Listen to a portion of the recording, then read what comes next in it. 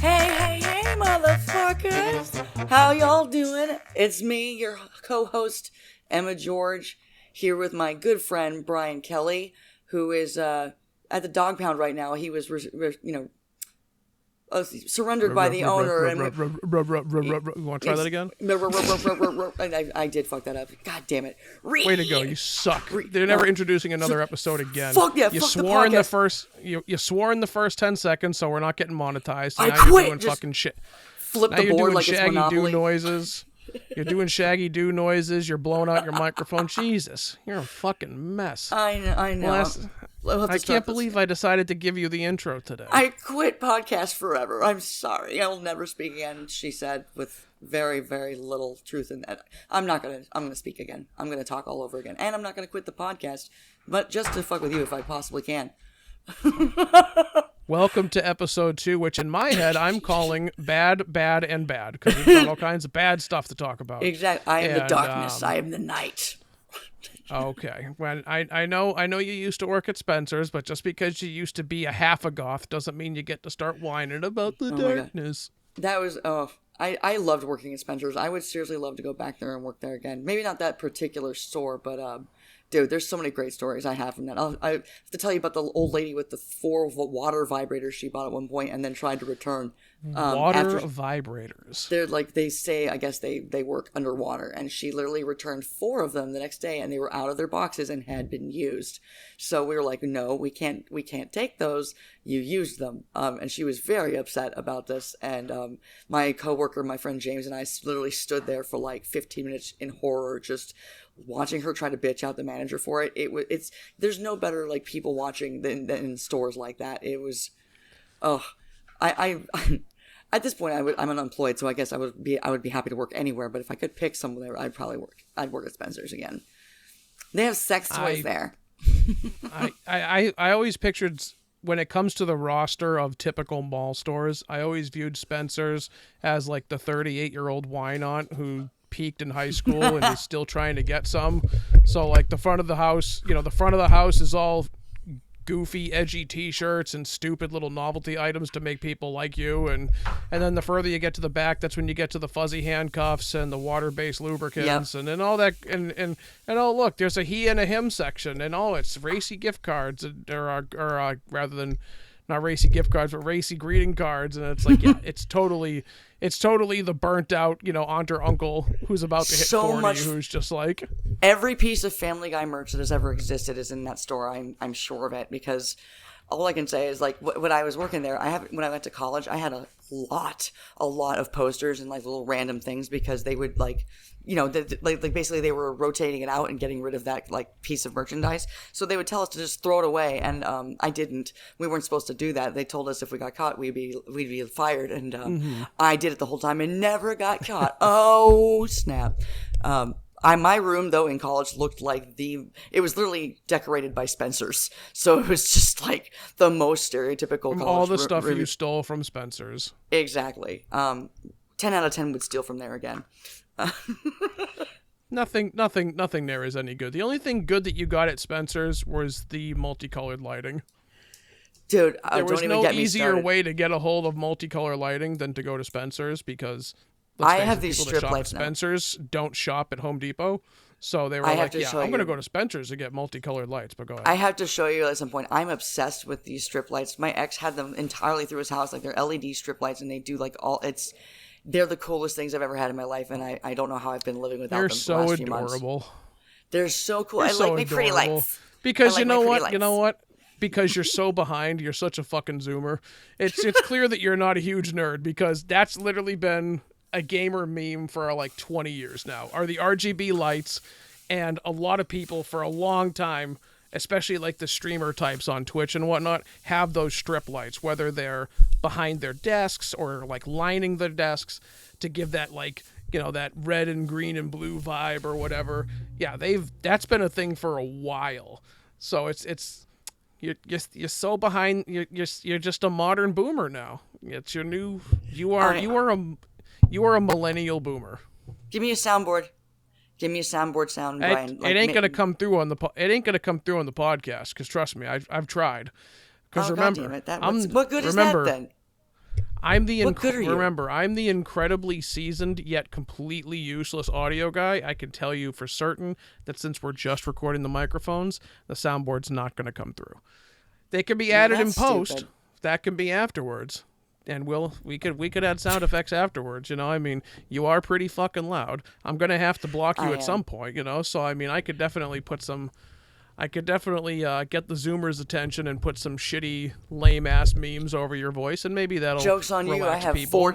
I have 4 different phones. Joke's on you. I can call you from any phone number on, and the numbers keep changing. Not by my own, my choice, but because every time I try to like have a contract with a company for my Obama phones, which we should talk about at some point. They're really great. That's basically the government just gives you a free phone. Poor people stuff. Yeah, exactly. Poor people stuff, and it's a free phone. I don't give a You fuck. poors are so poors are so hilarious. Yeah, well, us poors have to somehow I ended up with 4 phones though. So I don't know how I quite did that, but they're not the only 2 of them. The plight of the poors is so hilarious to me. Please tell me more about your poor life.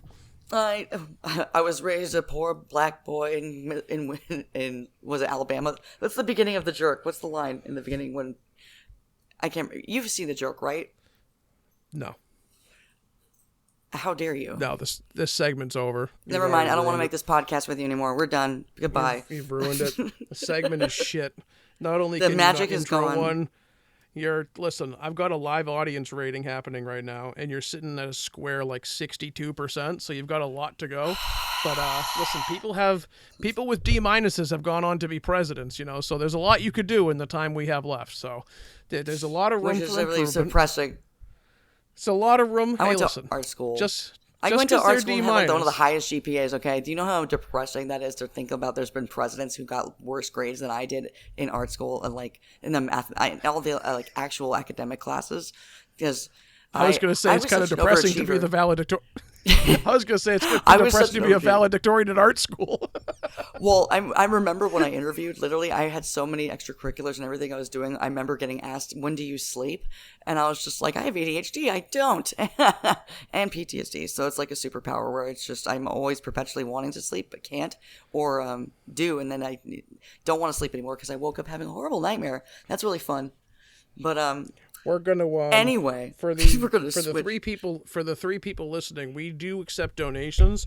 We are trying to build an underground bunker to lock Emma away in, so that hopefully she doesn't have to 1 interface with the public anymore, and 2 it's just gonna work out for the rest of us. Trust me. So that's gonna work for me too. You have no idea.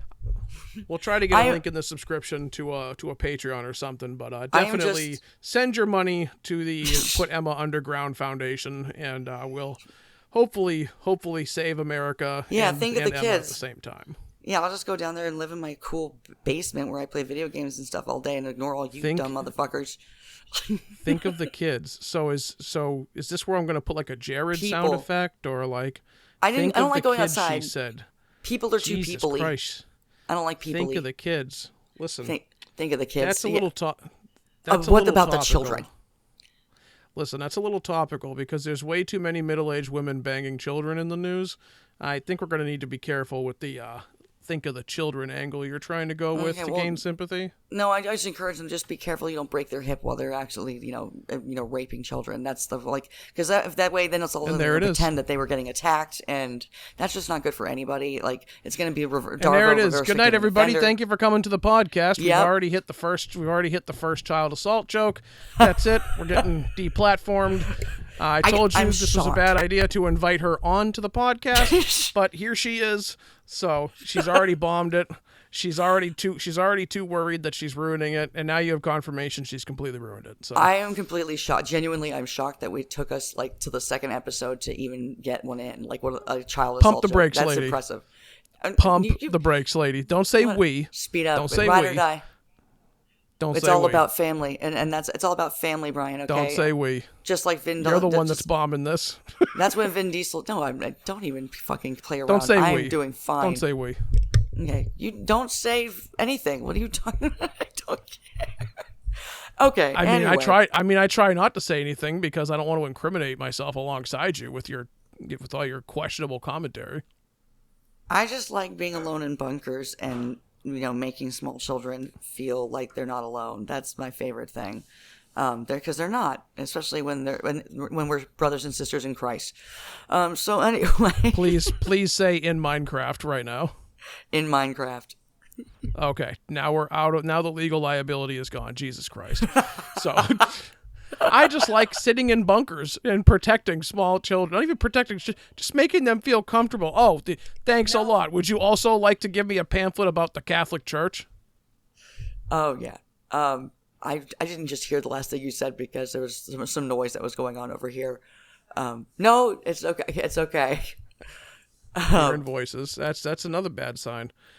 No, Hey, I was saying that, they're actually there. You're over here talking about, oh, well, I just like to comfort children in dark enclosed places, and then we just go, welp, and there's nothing weird about we're that. not getting sponsored. That's nothing. There's nothing weird. I said no. I'm making no suggestions there. I'm just suggesting like the same kind of thing that Michael Jackson had with those kids that used to stay the night at his house. And We're all just that's what we call. And that's what we call female privilege, everybody. That's right. This is a Red Pill podcast now. We're going to talk about female privilege. But on a dead serious note, kind of related, sadly, but I actually saw an article today. And no, I'm not going to go fucking Andrew Tate on you. I'm not that fucking dweeb. Yeah, I was going to go, what? Fucking cum stain. How about you fucking no? That guy gags on cocks, and he doesn't want anybody to know about it. But I read an article today. He's the biggest closeted homosexual. I don't even know how else to explain it. He really is. Listen, don't read the tweet replies or the quote tweets. Just look at his tweets once in a while. No. Just look at his tweets once in a while. Ignore everything else. Just read his he's 100% closeted. I don't think he'll ever come out, but there's nobody that talks about guys more than Andrew Tate. But I was reading an article to get back on pace here that said that a teacher was arrested, and I kid you not, for making out with a fifth grader. I'm sitting there going, grader? It's 24 years old, making like out years old. with a 10-year-old. Oh my! 11. God. Oh, correct. 11-year-old. You mean a rapist? She was a woman. She was. Yeah. Well, that's the meme. It's just, obviously people are just like, making out's a weird way of saying rape / like sexual assault, because as far as the story goes,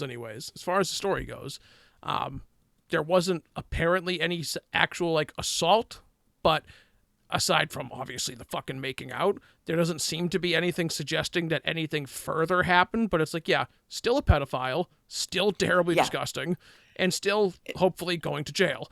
But it was one of those things where it's like, correct it. Every time I see an article like that, I will never not say like, no, the title of this article is very wrong, because that doesn't say a female teacher. That should say rapist. That's weird. What that is. It's fucking weird. That like the title comes out where it's just like, I remember one that got lit to hell by a bunch of people reading it, said that a similar story where a fucking teacher was fucking having sex with like a 13-year-old. And the subject was teacher, fired, facing jail time for having inappropriate relationship. And it's like, brother in Christ. Yes. There is a word for it, and I know some people don't like it because it's very blunt. It's 4 letters. It's triggering to some people, but that is called rape. And it's like, why? Listen, I'm not gonna hashtag. Why would you want to kiss a kid though? Like here. they're all sticky. Like why would? Because you're a pedophile. Yeah. Oh yeah, that would be the thing. Okay. Because you're a pedophile. Well, if they tell them they love them, it doesn't count. It's not actually pedophilia. If you say that I love you, that cancels that out. I'll be edgy. You know what's worse than the fact that she was making out with the 5th grader? One of the texts, because apparently one of the texts said, And this is something that she wrote because she was naturally texting this kid, because who's more intellectual than a 5th grader? I'm sure in between pictures of, in between pictures of Shrek and Skibbity Toilet, she was getting really heartfelt messages from this 5th grader. But she apparently wrote him fucking letters, because this is serial killer shit that these people end up being involved in. But she wrote, "One of my cousins is in the 5th grade, and I can't imagine a man talking to her how we talk. I know we have a special relationship, and I do love you more than anyone in the world. But I have to be the adult here and stop. By the way, worth noting that people have obviously already found her social media, and she's engaged. Oh, So not dear only almighty. is she, not only, I want you to paint this scenario. This is a peak of some black humor right here. Some real depressing humor, dark humor, whatever you want to call it. Imagine finding out that your significant other cheated on you, and that they cheated on you with someone who paid $1.25 for lunch today. That, Just be like, ugh. Yeah, no. like, vomit. I Just- wish that man all the love and all the support and strength he's going to need, because that's anybody that's ever dealt with that. God, I you can't know, even imagine, and I'm dude. not going to call anything out, I'm not going to say anything, if you've got those experiences, I don't want you to say it. I'm just going to say that I can only imagine what it's like to find out that a family member, because that's what she is at that point, right? You're going to be Right. engaged to her. She's a Is family this the person you member to married, you. dude? Or is it like, About to marry? No, engaged. I know, No, engaged. about to yeah, marry, yeah. though, and spend their she life was with. 3 months. She was 3 months away from their wedding, according to the therapy. New York Post's. Can New you even York Post imagine how finding. that dude must put that there? Whatever therapist, they just put all their kids through college. Like that's what that's about to be. It's just they're a cash money fucking like a cash pig that they just beat like a fucking pinata.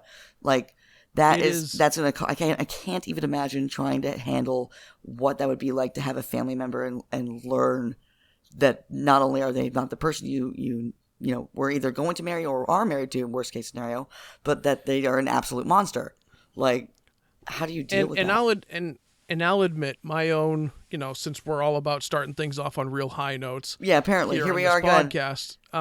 But see, to me, when it comes to the whole people watching thing, the whole watching people, the sociology thing, because I get a big kick out of just people in general and how they are, and sociology was Me always too. one of my favorite subjects. And I Me will tell too. you You one like thing: people. I like would be people. fascinated. Oh, I hate people, but they're fascinating. Me too. I'm only a few steps away from being a misanthrope. I'm just polite, and that's my curse. few is steps that away, I I- hate people, no. and I'm listen. My curse is I'm polite and I hate people. You're gonna It's a bad hopscotch there at the end combination. of the podcast. That's how close it is. It's bad. I hate people, Same. but I'm polite. It's a problem. I'm an not- extremely I'm not very- extroverted introvert. I think I started to realize this because I love people. I love talking and hanging out, but there's also like this like. So hang on. I Let me need finish. Let me finish the thought. Yeah, I'm go sorry. ahead, I'm gonna sorry. talk over you. Let me Go finish ahead. this thought before we go so far. But the whole, I would be fascinated to know, and obviously the answer is mental illness. But I would be fascinated to know the chain of thoughts and the chain of events and the mental gymnastics that a 24-year-old human being has to play to convince themselves that an 11-year-old person, not a person, not an adult, a 11-year-old child Yep. is the love of their life. It's like that person didn't know how to poop when you were in college. Yeah.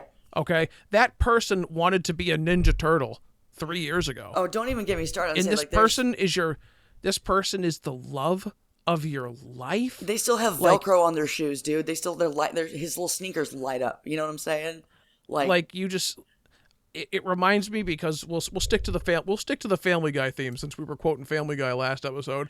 It makes me think of Lois legitimately has an episode that straight up makes her a fucking pedophile because like she was crushing on Meg's boyfriend. Do you remember that episode? Yes, I That's do. a fucking weird episode to watch back because obviously it's Family Guy. Everything's supposed to be edgy and whatnot. Sure. But like Lois has one of the most low-key creepy lines I think I've ever heard in a cartoon and obviously that was the intent, it's not a Right, scandal right. or anything.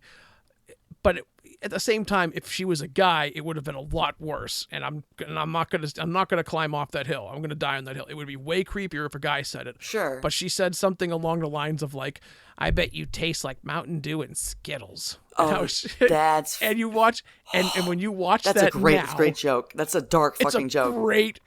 It's a great fucking line. It's is. hilarious because it's terrible. Yeah, exactly. But like you still hear it, and it's just like, they're oh, in it's that like, just I in can that one feel line. They're capturing that whole the feeling of disgust and exactly what the problem is with it. Like they absolutely just nail it. That's such a great fucking It's line.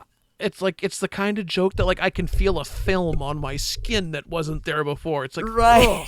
it's like Jesus. And like I said, imagine that the other way, right? Just imagine a guy imagine if it was fucking Peter looking at like Chris's like dainty little girlfriend. Oh my God, and that's so of course gross. she's like what, 16 or at most, maybe maybe probably more like 14 or 15. And Peter and listen, We've seen this out of Quagmire. We've probably seen it out of Peter too, but like the lowest one popped into my head first since we were talking about the female predator. But like it's the same thing. Like you imagine a dude just being like, "I bet you taste like strawberry shortcake in dreams," and you'd be like, Or rainbows and unicorns. Like I bet you And taste it's like like, Lisa Frank. I bet you taste like Lisa Frank in kinetic sand. Like, oh. Anyway, we're gonna move away from this. We're gonna move away from this topic because I was about to say something. And I'm so like, we've learned a few things. We've learned a few things. One, Emma knows what kinetic sand tastes like, so take with that what you will. Two, not going Brian's to a ask pussy. any further questions. Number Excuse two. me. Number three. Go ahead. Number three. I already said mine. We're doing baseless accusations. Okay. Emma is a dinosaur, and she's really fat. Go ahead. If I was a dinosaur, I would be. Like, that's just logical. Like, I also called you very fat as a recovery. Oh, okay, that's good. Like that. I mean, I'm laughing. I had to. Just I'm like generally didn't make face makes. I'm like I'm not. Like, by the way, just to make sure we stay on point with how rude we are, I'm gonna go ahead and share my favorite fat joke. And my favorite fat joke is you say to a friend, "I have 3 fat friends, and you're 2 of them." That's brutal. Jesus Christ. I love jokes like that. Every time a joke is as a fat person, I'm giving everyone who's listening to it the okay to say that joke because it's hilarious. It is hilarious, and those are always my favorite jokes. Are the ones where they're just like one quick line. Not my joke, concise. but funniest I heard. That is pretty good. Yeah. We're not going to go into Emma's history and the things that I've been made fun of for, because those are the jokes that, first of all, we were just on the topic of near what my experiences, and second, people don't really like those jokes. They get a little bit upset when you make jokes about kids getting touched. Listen, just let's just get the boomer opinions out of the way. Nobody likes fucking jokes anymore, and it's very difficult to. It's sad, but that's true. Here's the thing, because we're already way over time for. Yeah, I was going to say we got to move on.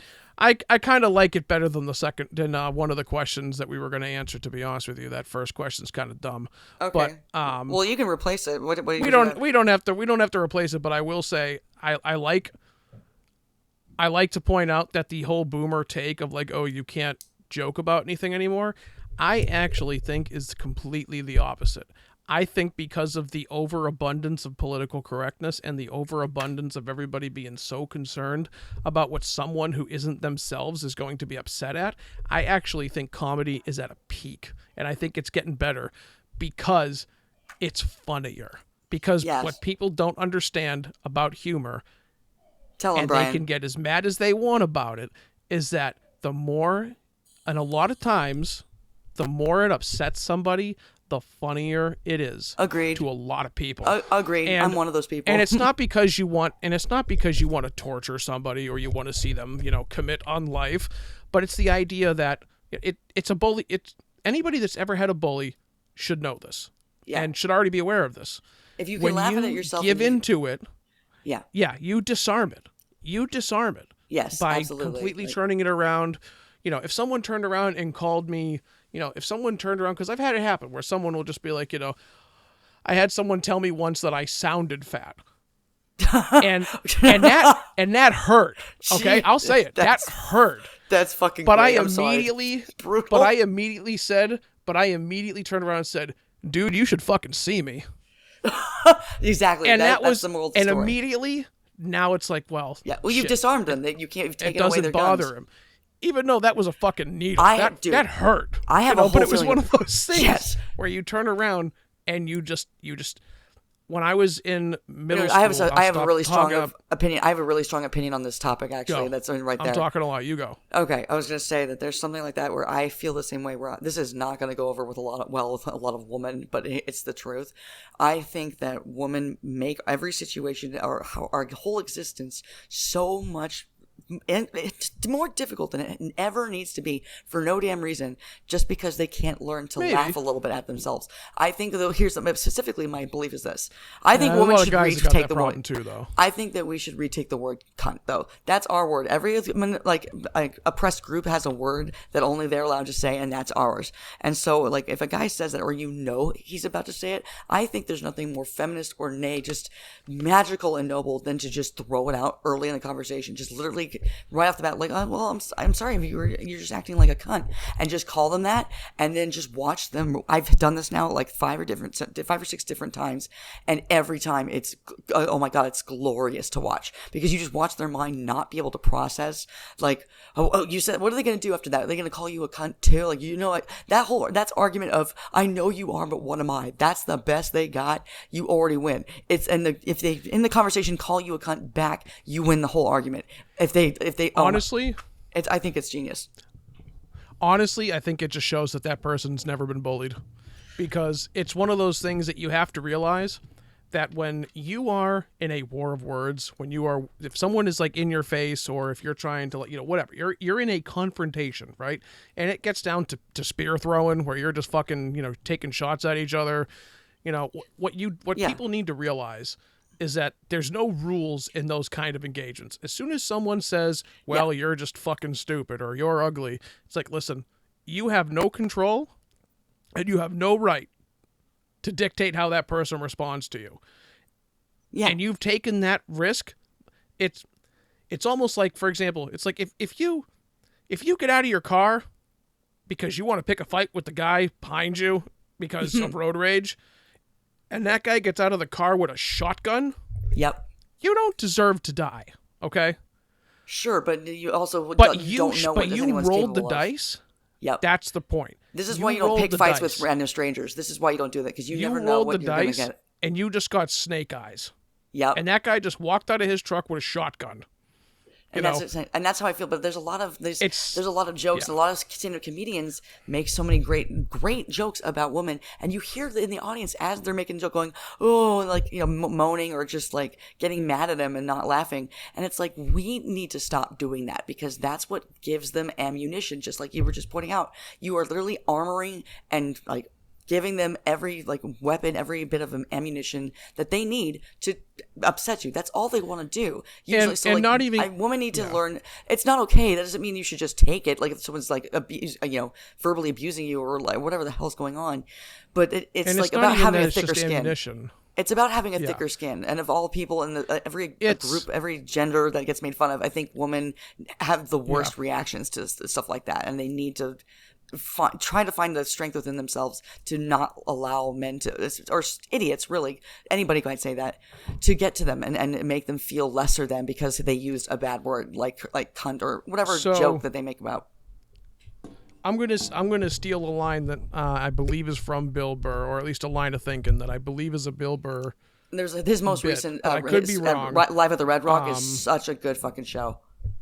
Oh, I love Billy Rednuts, but I'm going to pull a line of thinking from him that I believe is very relevant. And since you're going to be a blatant misogynist and blame this all on women, but I'm not. No, I'm kidding. I know. It's not their fault. I'm just busting your theoretical balls. So I'm taking a line of thinking away from Bill, and I'm going to say, I think one of the things, and it is a Bill Burr line now that I think about it, I think one of the big differences between men and women when it comes to how you react to something that, even if it's intended as a joke, let's say it's not. Let's say it's intended as an insult, because I know where you're coming from, to a degree. I'm obviously not a woman. I don't know the full experience, but judging from what you're saying, I think one of the things that's the most essential, fundamental difference that makes a gap is that with women, the threat of violence isn't there. Obviously, women throw down. It happens all the time. Sure. But with a guy, it's acceptable. Women, it's not acceptable to throw hands. I think in a lot of ways society doesn't like the idea of women throwing hands. Women throwing hands But with with other women guys, or with men?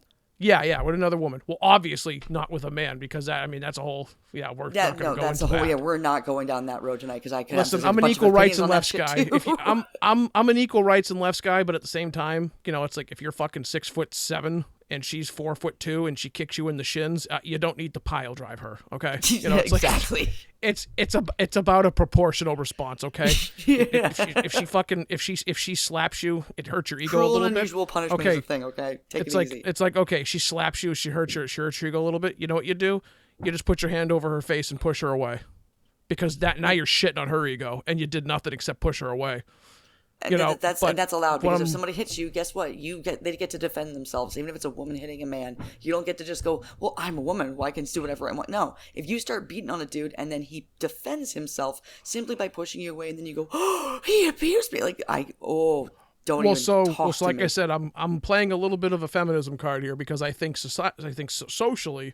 And in that situation, I don't think, because it's kind of from that old traditional idea of a woman being a lady, that it's still not entirely like a socially acceptable thing that two women can get in a fight. Whereas it's completely socially understood that every man has a line, and that it's one of those things where guys will just throw a punch if you cross that line. And a lot of guys have lines, quote unquote, that are pretty universal, The most stereotypical one being, as soon as you're talking about your mama, that's it. Hands are going to come out for a lot of guys. You don't go there. You don't say that, unless you're obviously joking. But I'm talking about in like a heated, like, confrontation. Sure. Like there's, you want to talk about, let me tell you, I was in your girl last week. All right, that's it. Hands are coming out. It's like the same. It's almost like it's expected. Yeah. So it's from a Bill Burr thing. I thought, obviously it's Bill Burr. It's meant to be humor, but at the same time, it was kind of funny because, like a lot of humor, it's funny because there's some truth to it. Yeah, absolutely. Doesn't mean it's all true, but because there's some truth, that's what makes it funny. And it's the idea that, and it definitely works more when it comes to women confronting men. We gotta move this. We gotta move this subject. We've been here for 30 minutes on this thing. Listen. Yeah, I'm just saying. What's the name of this podcast? What's the name of this podcast? I'm just making it strictly unrelated. You're absolutely right. That's the point. That's why we named it this, because we knew we were going to do this. But I'm just saying, making sure, because we want to, be a funny and positive thing, and not a lot of people want to sit here and listen to our opinions. We're talking about socking people. We're talking about pedophiles. We're talking about we got all kinds of good stuff going on so far. Just your normal everyday talk, like the weather or anything like that. It's the same. Whatever. It's on my point has been like, we're going on, and you're going to say something that I'm immediately going to have an opinion about too. We're never going to. This will just be the whole episode. I swear to God. We have. Listen, we're gonna do some live feedback right now. I think this is good stuff, because I do too. As much as we have timing, this is stuff that's fun. Yes. And this is stuff that something that people don't practice. This is why we made this podcast. And I'll get off. I'll get off my soapbox after a few seconds. I promise. No, all I'm going to say is keep going. That I think that people need to do this more, and do it less on social media, but do it more in person. Just dump your thoughts. Even if you talk to yourself, just get them out. What's on your mind? What's bothering you? I've always had kind of like a mentality of, quote unquote, everyone should have a podcast, so to say. It's something where you should be dumping. I think of I think of the example of the pensieve in Harry Potter, where Dumbledore's got so many thoughts that he just, for those who have just been. And now we're comparing in Harry Potter. There's a functionality, gender issues with Harry Potter, where they can stick their wands just to tap the side of their heads, and they can just pull a memory out and then just store it in a bowl or whatever. That's one of my favorite parts. They can just pick it up. Oh, I think that's a fantastic great fucking idea. I don't know if it's original. It probably isn't, but it's a neat idea. I think it's original. I've never offload. That. Listen, go to the young adult section, and there's a lot of shit there. I don't know if it's all original. My dad's a librarian. I won medals for reading when I was a kid. I didn't win any sports medals. I won literal gold medals for the amount of books I would read every summer. That's what I have. So all right. Well, now you should win one for lying, because you don't read. But I literally do. That's true, though. But I really do think so. People you need, and again, maybe I'm a snob by saying this, but maybe some people don't need that. But I think more people should do that. It's like, Agreed. Just offload. just dump your mind somewhere. Even if you have to, I mean, for fuck's sake, we're the last generation that had journals. It feels like, Yeah. so it's like dump your, I know, the journals nowadays are TikTok and YouTube, which is fine. It's a new medium, Right. But I think I use both. even if you just do it for yourself, I think it's good, and I think more people should do that. And it's one of the main reasons I was okay doing a podcast, because we're gonna be able to just kind of dump stuff here and there, but So we did have a couple things lined up. We're gonna go ahead and jump into, just like last time, we wanted to do a segment of top 5 movies again, because this is going to end up being a movie podcast at the rate we're going, because it is something that we're both very fond of. Emma actually is in the industry. I am not, but we both like talking film. And but we do have, I believe you had a question set up, and I'm going to go ahead and just critique it. Your question sucks. No, it doesn't. Does you really? You think so? I thought it was cute. Here's Emma's question. If you were given a house for free, this is it. We're doing it live. We're gonna rag on me live for it. I think it's a fun question. Because I thought it would. Yeah. Why not? If you were given a house for free, except there's a catch, which of the following would be the most and least tolerable for you? 1, it's a haunted house. B, it's pink. Spoilers, B's the answer. C, it's a trap house. What? Trap house? Does that mean that it's got like a DJ blasting music, or does that mean it's like a saw house? Like, we don't know. She didn't clarify, because she's not a good writer. And then D, it's in another country, and it's like, listen. The house is free. Okay, that's what she's claiming, and she wants to know what is the most and least tolerable for you. This but there's Reddit trash that she's just rolling out here for this podcast. There's caveats. I didn't write all the little things down. There's other things, like it's pink, but you can't paint it. Like, you can't paint over it, and even then, like. Okay. For those that aren't catching on, I'm just playing a character here, because Emma expects that I'm just going to roast her on everything that she does wrong. So I figured I'm going to play into it. We're just going to roast her on this question because it's stupid. Okay. But, do you really think it's stupid? Like, because if it is, I totally get it.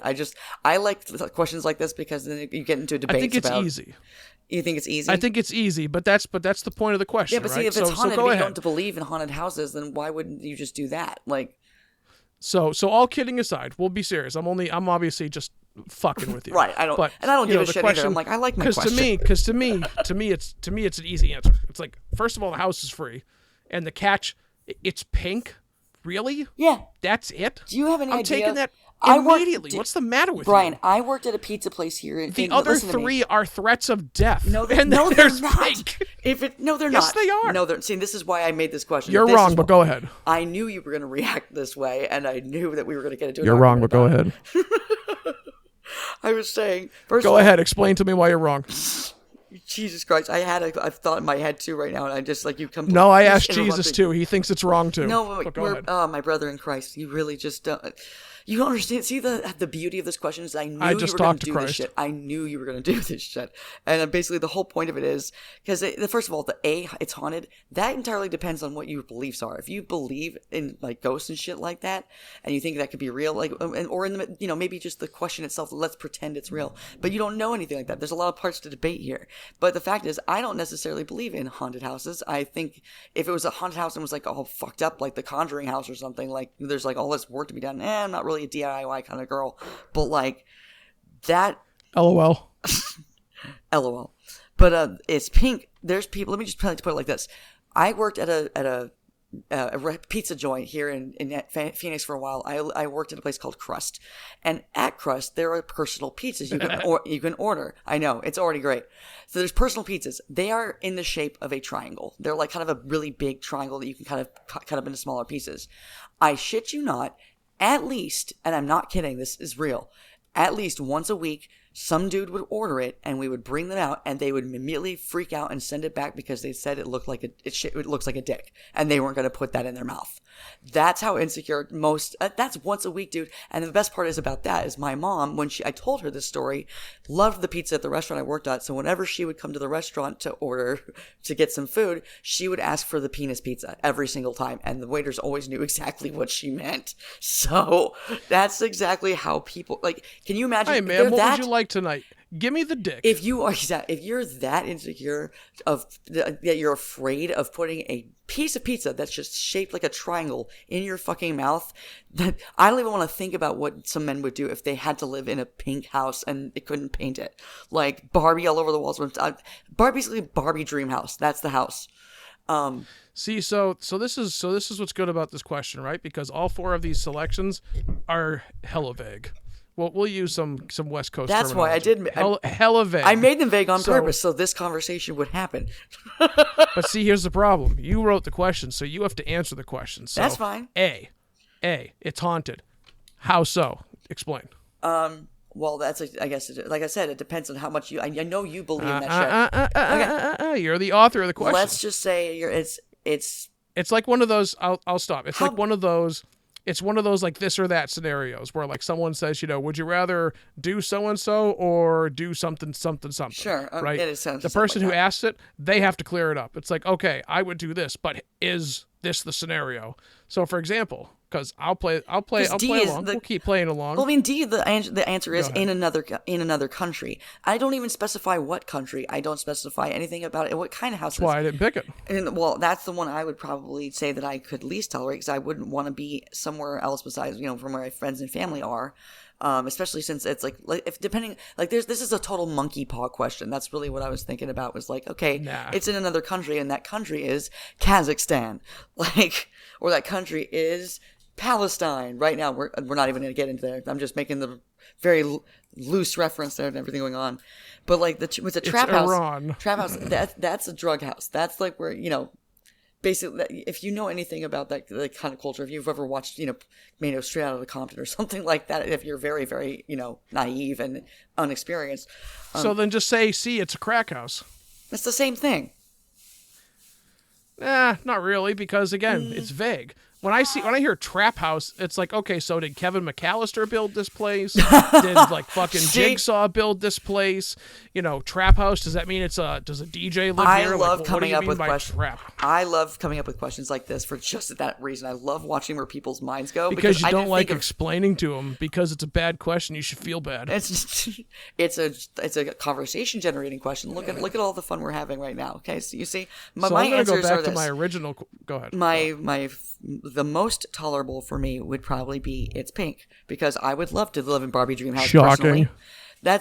I know that's the obvious one, but the thing is like it's haunted. Obvious answer is obvious. The one I would most be able to tolerate though, or at least be able to tolerate, is the other country, which you just said. Did I say that? Okay, I didn't know what country it is. Okay, that's right. That's okay. I've got a handout. I'm pulling you back on the train. You said another country because that's why you said. That's why you said It's a fun Kazakhstan. question because there's. I'm also just pushing you around, so it's also my fault. Most things are your fault. Let's just be real. But there's a reason there's a woman on the show, so that way it can all be your fault. No, I think you have a woman on the show, so that way you can make all those sexist and little boy jokes and stuff, and have a woman here like a whammon, as you like to call me. Go ahead. I'm waiting for the poor person to finish the statement. Now I'm not going to. Oh no, that hurt a little bit, doesn't it? No, let's go. No, let's that go was just back ADHD. to the poors and ask what their opinion Genuinely, is. that was ADHD, and I had a thought in my head, and then it just went and float away. Yeah. So, and I went, you know what? Said no thanks, and it ran away. Sure, let's just say it's a bad question and move on, because I have no other fucking. I thought about it a little bit. I love making these kind of questions. I thought about this real hard, and you fucked it up, and you ruined my. I'm so. I thought about it. I thought about it for 5 whole question. minutes. I thought about it for 5 whole minutes. Okay, that is the most effort I was willing to make. It took me 7 minutes to come up with this question. I can't believe. Moving on from this fucking asshole. Not even. You're not getting away from this. So A, where it says it's haunted. So here's the deal. It's fun. It's a fun question. So here's the deal. I'm not denying that. I'm still literally just fucking with you. So I know you are. Where it says it's haunted, here's the deal.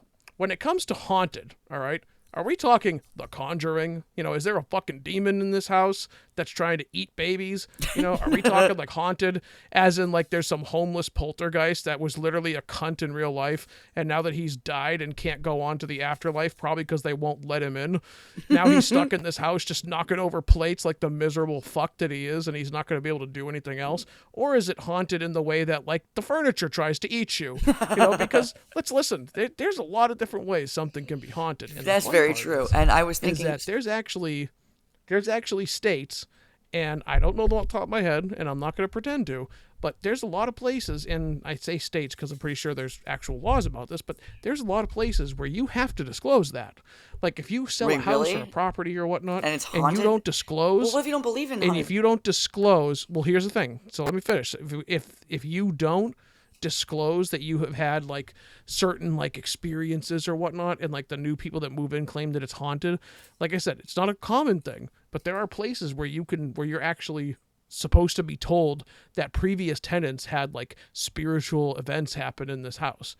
Because listen, one of the reasons I believe in ghosts, and I don't believe in a lot of them, I'll say that out loud. Okay, I'm good. very skeptical. But one of the reasons I believe in them is because I find it hard to believe thousands of years of human history and the countless anecdotal examples of spirits and spirits in spirit forms.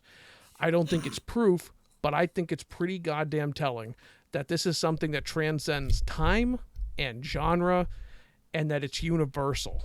There's cultures everywhere that talk about spirit because it's existential, but at the same time, it's also, it's that yearning to know that, like, we have a purpose or an afterlife or a before life, whatever you want to. But I also think it's, again, just the fact that it is such a constant human experience. I have a hard time feeling that there's nothing going on. There's something going on. Don't know what it is, but that's how I've always seen it. But the easiest answer is the pink house is clearly the most tolerable because there's nothing that says I can't repaint it. Boom, free house for me. And the least tolerable, not even a question, is going to be the other country because there's no specified country. Now, D would be the obvious answer to some people because they either don't like the country they live in or they think they get to pick the country. So that's the other thing. If I could pick the country, then obviously D is the answer, I think, for almost everybody. Maybe not almost, but a lot of people. This is why I made this question. The downside that most people will have is because they don't want to leave their family, right? No, I don't want to have to live in another country. But, like you said, if I say, sure, Mr. Genie, I'll take the free house and pick option D, and he just goes, wunderbar, here's your new house, and all of a sudden, poof, and you wake up and you're in fucking Uganda in the middle of the jungle in a hut. It's like, oh, fuck. Oh. Yeah. This was a bad idea. Well, see, the reason I wrote the question the way it is, especially since the first answer was it's haunted, I was trying to get you to on a rant to just go and start talking about your beliefs in ghosts and just not only kind of introduce that side of things for you, like to the audience. The I had it played all along excuse. I wanted you to go off specifically. I knew you would go off about the haunted house, and that's where I really wanted you to go. I didn't think you were going to call it a stupid question, but I certainly didn't think that you were going to have a problem answering it, as you just did, because if it's haunted, I'm thinking somewhere between The Conjuring and Poltergeist. We're going to go that far. Possibly even... So, hole in another dimension. Yeah, bad idea. Basically, yeah. But that's, again, I don't believe in ghosts, and it's really fun. I love paranormal stuff, but I just don't believe in it. So, for me, I'm like, it would almost be like, that's the easiest choice for me, because if I don't believe it's haunted, but you make good points when you talk about, when you say, all your beliefs about ghosts, it's a human experience. Oh, gas me up. No, I genuinely love that part about you because I'm fascinated. Literally, I'm still joking. I know you are. I'm talking about this because I actually took it seriously because I know how you are with SCP, and I know one of the things we're probably going to get into at later episodes is talking about all the SCPs, are talking about the horror knowledge that you have, which is I love picking your brain about because you have so much of it, and I love hearing about it. It fascinates me. Yeah, there's a lot of really useful information that could have been in there, but is instead filled up with nonsense. Well, later on, and I'm saying in later dates, what kept me out of to quote George Carlin, is what kept me out of the really good schools. No, that was just because you couldn't fit through the doorway. See, now you're getting it. Now you're joining in. I can call your question really fucking stupid, and you can call me fat, and now we're even. Yeah, See? we're good. I wasn't even like offended by what you were saying. I know you're like, yeah, I'm just kidding. I'm like, I know that. She was. I know that. I was just like, I was in a place where I was just listening. I was really wanted to hear what you had to say about it and just kind of watch you go. Because when you go, like the first 30 minutes of this podcast, like it's like my favorite thing ever. I love getting you. I purposely do that to you sometimes, just to like the way you do with Michael sometimes with the sound bites. I love just like prompting you, saying, "Well, that's really ridiculous," and I know you're going to have an opinion on it immediately. Whatever it is, I don't know what your opinion is going to be, but I just know it's going to be great, or at the very least funny. So I'm going to go ahead and do a little bit of Wizard of Oz pulling back the curtain. Emma honestly thought that segment would take 10 minutes. Which also shows that not only can she not write a good question, she can't plan it out very well either. It did take 10 minutes. We've been talking about this shit for that exact amount of time. Yep. And I can't wait for you to go back and listen to it and count it up. I'm probably just wrong. Like last time when you said that it wasn't you. I fucked up. Just like when you said last episode that I think it was you. I dropped the ball. I think you said one. Do you have any doubt? I was so pissed. I was so pissed when I listened to the podcast and I like finally realized that I was one who made the mistake and went number one. And I went, God damn it, son of a bitch. Like, Typical woman can't accept that she was the cause of the problem. I absolutely was. I'm ADHD as fuck. Dude, I don't know what was going on. My ADHD had ADHD big yesterday. Red pill W, everybody. See, I told you can't trust these hoes. You got to do everything yourself. You're just going to have sex with each other. Signed, Andrew Tate. Well, anyway, so now that's Jesus Christ. We're going to like I said. So fellas, you're just going to have to fuck each other because you can only trust dudes. So we're going to move on, though, since that was a fun little question. See, it ended up being fun. I knew it would be fun. But we're going to move on to our top 5 list of the week, the last part of the main centerpiece of the circus that is our lives and this fucking podcast. Instead of being the ringleaders, though, we're just the clowns. It's a little bit fucked up. We're going to talk about our top... I just want to make a point clear for the audience. Mm-hmm. I'm doing community service right now for a minor vehicle infraction, which is why I'm here with this inmate going over this. No, you're here with I'm here from just letting y'all know. What was that? What's that? Or I'm not. Never mind. I'm not going to make the joke. That was going to say something a little fucked up, but I was like, also, I don't have the full joke formed in my head right now because I have a problem. I somewhere go between where I'm listening to you and my brain starts going wanting to answer the question, and then as soon as you talk, though, I've got ideas and I have answers, but then you say something else, and then by the time it's my turn to talk, I'm just like, what? I'm sorry for my overwhelming alpha male aura that I give off. Okay, and we're moving on from that. That's disgusting. So we're going to say... Notice that right there. That's a real easy way to disarm Emma. Just go ahead with some cringy red pill bullshit, and she will run with that little tail between her legs, and she not is all a tail done. between my legs. Go fuck yourself. I just felt like I'm just going to... That's I'm not why even the tail's engage. between her legs, so she can fuck herself as she runs away. Those jokes are so fucking dumb. I love them, but I'm also like... And I'm not even going to give any validity to that because we're going to move on to our top 5 favorite bad, quote-unquote, bad movies. And that, once again, we're kind of... All right, well, too bad. I'm going to derail one more time before we get to the top 5 because... what I love about that red pill shit, and I swear this is the only thing I'll mention, Jesus Christ, is because there's legitimately like 5% of it that is actually somewhat decent advice. Yeah. And the rest of it is just grifting bullshit. Yeah. Like, should you aim to be confident? Yes. People respond positively when you're confident. Should you be blindly confident? Obviously not. Sure. But love interests happen when you're confident. Good things happen in your life when you're confident. And you know what? You're not always going to feel confident. And that's where, again, some of that 5% comes in because you should support your friends. You should support the people you love. You should try to gas them up once in a while. Sure. And if you can't do that or you don't have anybody around you or maybe you just don't have any friends, to be dead serious, not even insulting. If you maybe don't have friends, you know what? You need to learn to gas yourself up because it's good. And it's one of those things where all these fucking red pill types, it's all about getting them into their little pyramid scams. They bring them in because they know there's so many disenfranchised, lonely dudes out there that they're easy pickings. So they sell them this fantasy life that they're never going to get, while they've got a couple of paid models hanging around them who would never be around these guys unless they were getting a paycheck, and they sell you on this life. And it's like, listen, man, all I'm going to say is the core values of some of that red pill shit is like universal. Like everybody should already know it. Right. Be confident. Maybe take a jog once in a while. Yeah, Maybe exactly. eat some healthy food once in a while. Maybe love yourself a little bit, because there's a lot of that. Have you heard of not. this There 4B really movement? is.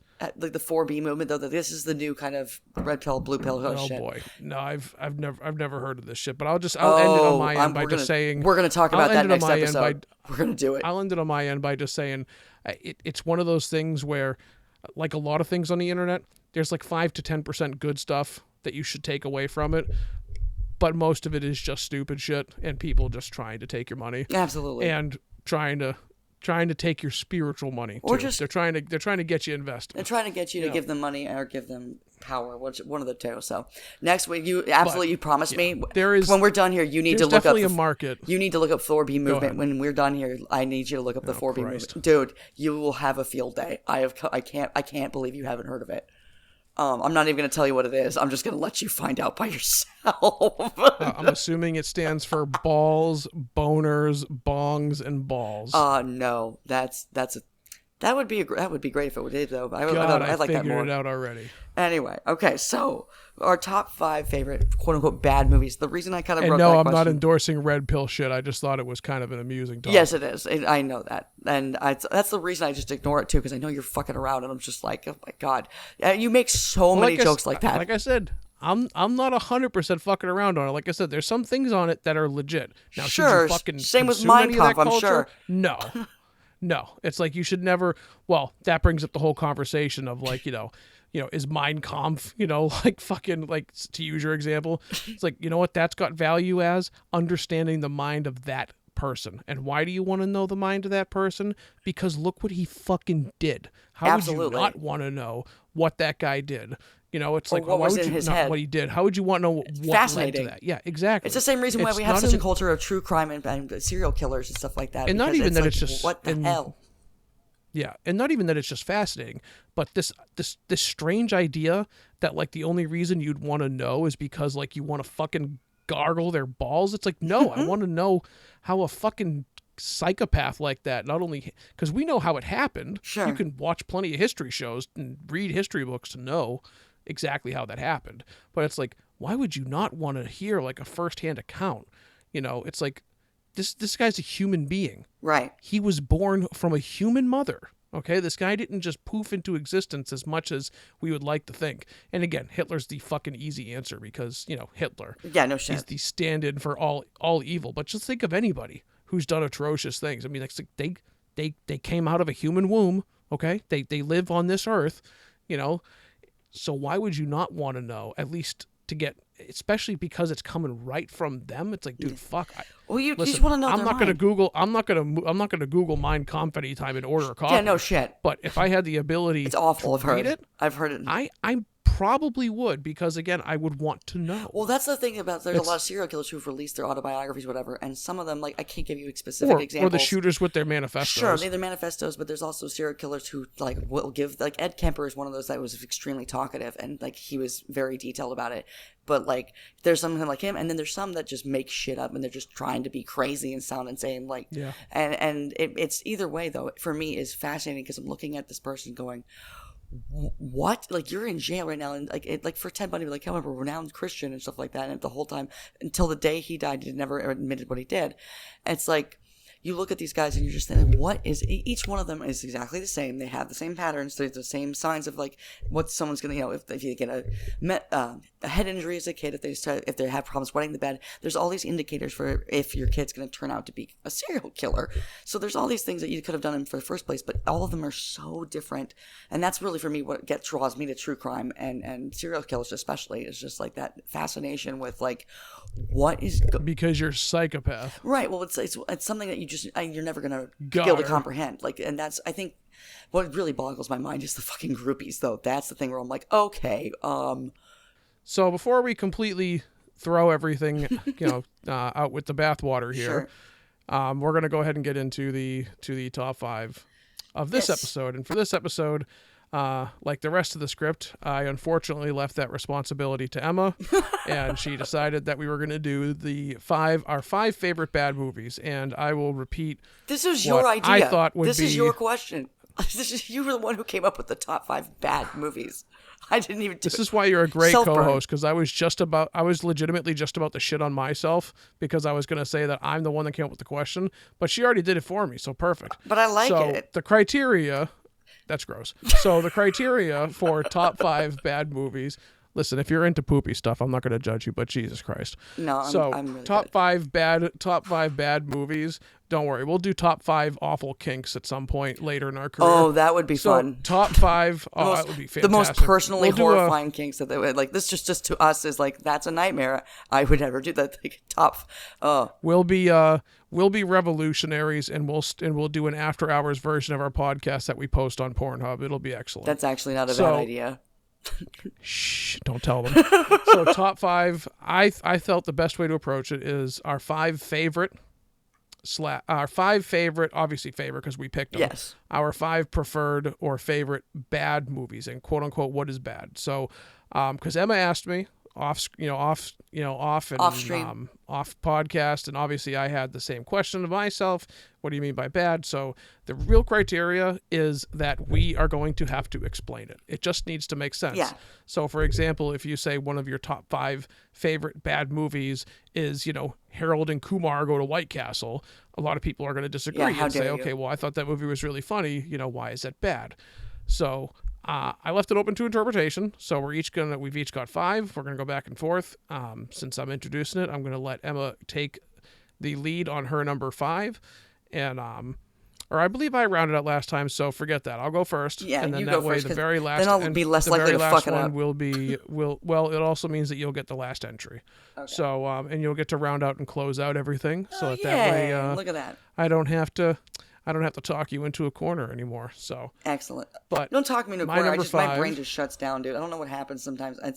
It's still frustrating when I'm sitting there like I had a thought, I had an answer, but we were talking about this earlier. I have an audio processing issue where I like sometimes I'll hear what you say and my brain will have to catch up for like it doesn't happen all the time, but like every once in a while my brain is just like what? Like it's like I am like just like Harold and Kumar. Yeah, the hamster falls off the wheel once in a while. That's a good way to pick him back up and put him in just put him back on the wheel, Yeah. Well, I hopefully will get better with that with time too. I think I just gotta get in the groove sometimes. Man, you better, or else I'm gonna replace you. You couldn't replace me if you tried. I will wrap myself in chains around this log like a fucking Greenpeace person. Listen, that whole statement started with I will stick myself, I will do something, and I was like, I'm not gonna interrupt her. I need to know where this is going because it sounds like it's gonna be raunchy. So nope. It turned out to just be bad. It could be. So hence the episode, bad. Okay, bad. number 5, Brian. Mostly referring to or the title of the episode is bad, as in Emma has bad ideas, Emma has bad questions, and Emma has bad jokes. And Brian just has bad hygiene. That was a good attempt. I like that. That was a good attempt. See, this is really just going to be a roast like of Emma every episode, I promise. You said it sound like you're fat. I was like, like you smell bad. See, now you're just trying. I was gonna say you're just trying to take that other guy's. You're trying to take that other guy's thunder. You know what? We'll do that at some point. We'll just do a roast. We'll just do a roast. It's called an adaptation or really a reboot, if you will. It's one of these things that all the entire film industry is working on at this point. There's no original ideas. It's all just let's just remake sequels and prequels and reboots of all the successful IP we've ever had in the past. It's because you need fucking. It's because you need $200 million to make any film these days, and they only want to put money on established IPs. Because, exactly, and that's the problem. It's a cancer right now. So my number 5 for bad movies is Little Nicky, and I fucking love Little Nicky, just like I love every movie on my list. But I have Little Nicky as my first pick in this draft of bad movies. Little Nicky for me is insanely quotable. I quote it without realizing it. I've probably done it once during this episode at least. And if I didn't, I'm kind of shocked because there's just so much in that film that comes up in my mind constantly. It lives rent free in my head. It is an Adam Sandler film, so if you're one of those dweebs / snobs that gets all, "Oh, Adam Sandler," then yeah, fine, you can pass on it. But it's actually never legitimately seen the it. story of Adam Sandler is one of 3 sons of Satan, played by, I believe, Harvey Keitel. And the premise is obviously stupid because the idea is that it's an Adam Sandler film. It's stupid, okay? There you go, Sandler haters. It's stupid. But the idea is that Satan needs to pick a new Satan because he's going to be retiring soon. Exactly. And his 2 sons, who are not Adam Sandler, are evil as hell. One of them is more of that sly, intelligent evil, and one of them is more of the big oafish kind of evil. But they're both very much evil. And Adam Sandler plays the weak, sad little do-nothing, not evil at all character, who his father still loves very much, but he would not be a very good devil because he's just not that mean. Yeah. And he talks the like whole this the plot- whole time. Like, I I don't. was going to say, you said you didn't see it. I've seen some of it. I've seen like pieces of enough of it to know that that voice is what. I've always talked this way since Cassius hit me in the face with a shovel. For some reason, that voice is what made me not want to watch it all the way through. I started watching it, and I was like, I've had it so many times where I've seen pieces of it, and that for some reason, when he does that voice, it just annoys the shit out of me. It's like, it's hilarious. It is in funny. the Adam Sandler fashion. But hey, listen, you haven't seen it yet. Don't you start passing seen judgment. most of it. No, I've I'm just seen kidding. Definitely if you've seen 5 minutes of it, you've seen the whole liar. film. Wrong. Actually, quite wrong. That film goes off the rails in a lot of ways. But for me, it's one of my So do your favorites because choices. obviously it's obviously considered bad because it's Adam Sandler. It's got bad audience. It's got bad critic reviews, but nobody should ever listen to critic reviews. Don't fight me on that. I will disagree with you. Mm-hmm. But it's a riot, and like I said, turn your brain off, fucking smoke a joint if you have to, and just watch it. It's funny. You're not going to regret the $5 you spend on the fucking Blu-ray for it, or just watch it on the streaming service. But Little Nicky is pretty fucking funny because he has to go to Earth and try to capture his 2 brothers before his father dies and save hell, and of course the idea is that Adam Sandler, is not the blue-collar, haha, funny guy in this one. He's legitimately a little bitch that has to learn to man up and be like the devil that his dad needs him to be. And he really doesn't. He stays the nice, sweet guy that he is, even though he's the son of Satan. Yeah. But it's pretty funny. It's got the standard Adam Sandler cast. You see Henry Winkler and all the others you'll recognize. Yeah. But it's fantastic. So number 5, go. Okay. Now that we're not talking about you anymore, and let's bring it back to the actual star of the show, me. Number 5, I had a hard time. You are adorable when trying to roast, but go ahead. I'm not even trying to roast. I'm just sitting here having a good time, and I don't know. Oh God, she's trying so hard. Oh my God, that's the rule of high school popularity. If I learned anything in high school, is that the harder you try for something, the less you're gonna get it. Just chill out and just do the smoke the weed. Don't do the weird thing. Just be who you are. Whatever. Yeah. All the teenagers listening to this, please. Topple governments, save the world or destroy it. One of the, I don't know, pick one. Okay. Yeah. Or you could do both. All right, That would be Flower interesting. Child, get to it. So my number 5 pick is I'm still sitting here. I was literally sitting here thinking about it like while you were talking about Little Nicky too, because I was like tuning out and I was like, that Brian's not interesting to listen to. So and also because that movie is like Really not. I'm gonna go with Predator 2. Predator 2 is the number 5 slot for me because I didn't see that movie until it was like, I don't know, I was like 27 or something like that. I was living in LA, and I remember vividly the first time I saw it because I was with my friend Nick, and we had dropped some acid, and we decided to watch the first Predator movie, and it was that was an experience. I can't recommend that enough, especially with because I put it on because I knew that the heat signature vision was going to be one of those things ooh, color. It was great. And I was entranced the whole time. And then I'd never seen the second one. And I was like, well, let's just watch that one and put that on. So I put on the second one.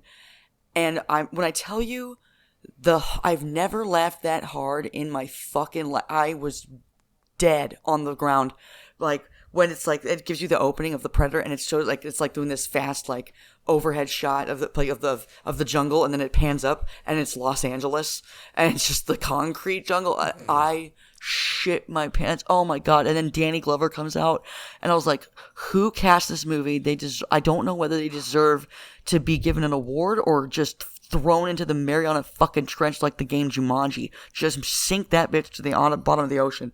Oh my God. It's one of the worst movies I've ever seen, and I've never laughed harder the whole movie. I was losing it, and I've watched it since then because I was like, was that just because of the drugs? Nope, it's just that fucking great. It's such an awful movie. Like, I don't even want to. I can't even go into the details of it because without giving away the plot. But it's basically the Danny Glover, of Angels in the Outfield, is the guy who's gonna take down the fucking predators that are hunting, I guess, people in Los Angeles. It's like, dude, it's like, I'm too old for this shit. I'm getting too old for this shit. That's all I can think of in my head every time I watch that movie. I'm like, that has to be the most horrible casting choice I've ever seen in my life. And I love Danny Glover, but like, I think I love him most in that movie because of it. And at the very end of the movie, they like give him like a shield or something because he went. I can't even explain it. Just if you haven't seen it, go watch it, because there's also my boy, once again, Bill Paxton is in it, and that's why I really went with this, because I said last episode I was going to try to find a way to put Bill Paxton in every single one of my lists, and he's in that movie going, let's dance to the Predator at the very, it's the best 5 seconds of his career. I cannot recommend it enough. You will just, either, you might hate it, but it also, I think people will just genuinely laugh harder than they've ever laughed in their life. That's just me personally, though. So, yeah, it's just, that's all I'm going to say for that one. I think it's self-explanatory. So we're going to go to you, Brian, and give your number 4 film. I'm not going to fuck it up this time. Your number 4. So amusingly enough, if you look at all of the Predator films by Rotten Tomato scores, there are 2 films considered worse than it, but I'm sure you could guess which ones are worse than Predator 2. And they are Alien vs. Predator and Alien vs. Predator Requiem. Horse shit. Those films are excellent. Those are great movies. Jesus Christ. If those aren't on your list, you missed an opportunity. I only had 5 spots, and I didn't want to take up Predator for the entire list. I could have and almost did, but You could have. It would have been a pretty good bit. All the Alien, except that I don't think that those are all bad movies. I love any Alien movie. Everybody else thinks they're bad. Except Prometheus. Prometheus didn't make my list. I'm just going to be honest right now, simply because I was like, I'm going to go off. Like, I'm going to seriously sit here. In fact, you know what? I might replace one of my movies with that just so I can at this point. Actually, that might be a better idea. Because, oh my God, there are not enough words to describe how much I loathe that movie. It might be my most hated film of all time. I will never understand the decisions behind that movie. And Ridley Scott, he betrayed me personally. All I'll say is, if you haven't seen the 2018 The Predator, watch it. That's so good. It's so good. I love it. I hope you're kidding. The one with Adrian Brody? No. So that's why I said The Predator. Okay, which one is The Predator? 2018. Is that the one with all the they're all on the bus?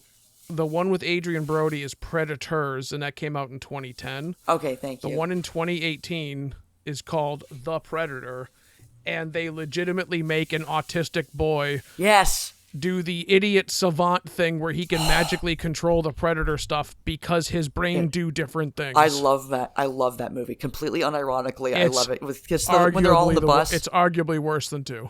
I don't give it. It's arguably, it could be worse than 2, but it's absolutely hilarious. I enjoy every single minute of that film. So you watched that one? Several times. If it's Alien or Predator related, I've seen it. I don't know what Shane Black was smoking. I don't know what he wasn't smoking, but all the good shit. Holy hell. No, he was not. He was on like gas station PCP. I don't know what he was on when he did The Predator, but Jesus Christ, that was bad. But number 4 on my list, I have a nice soft little spot for this film, and it frequently makes the worst of lists all over the place.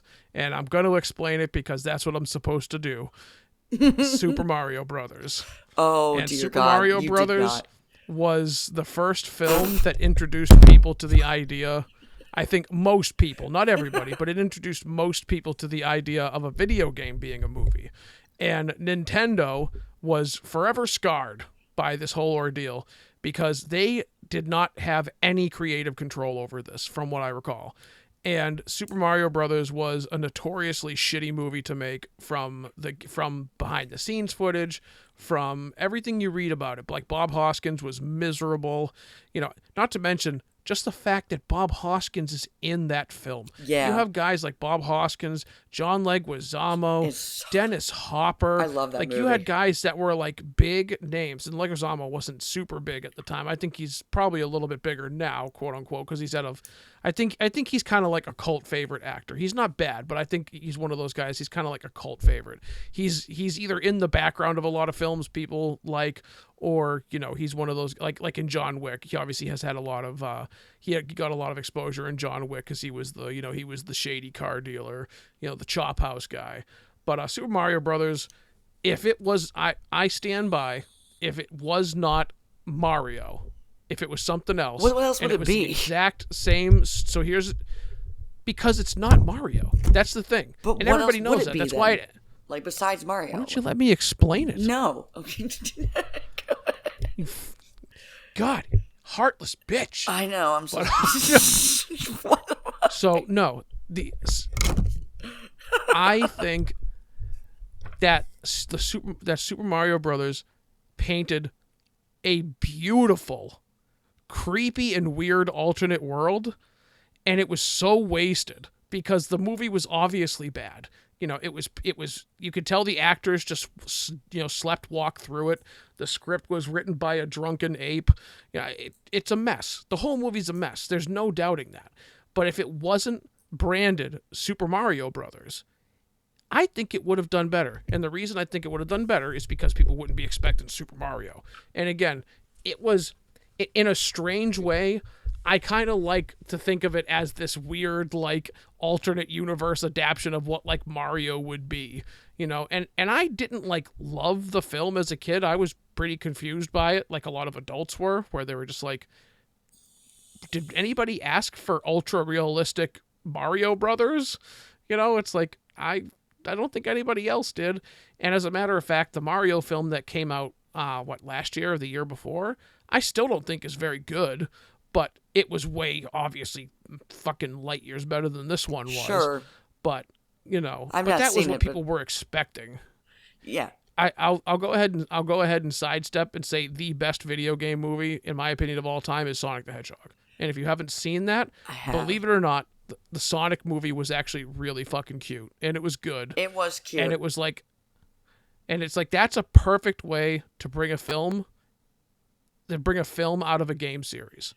But save that for another time. Yeah, we're going to save that. Super Mario Bros. my fourth pick. Okay, but that's actually, I really agree with you on that one too. I was so skeptical, especially after the whole design of Sonic. Watch it again. Mishap.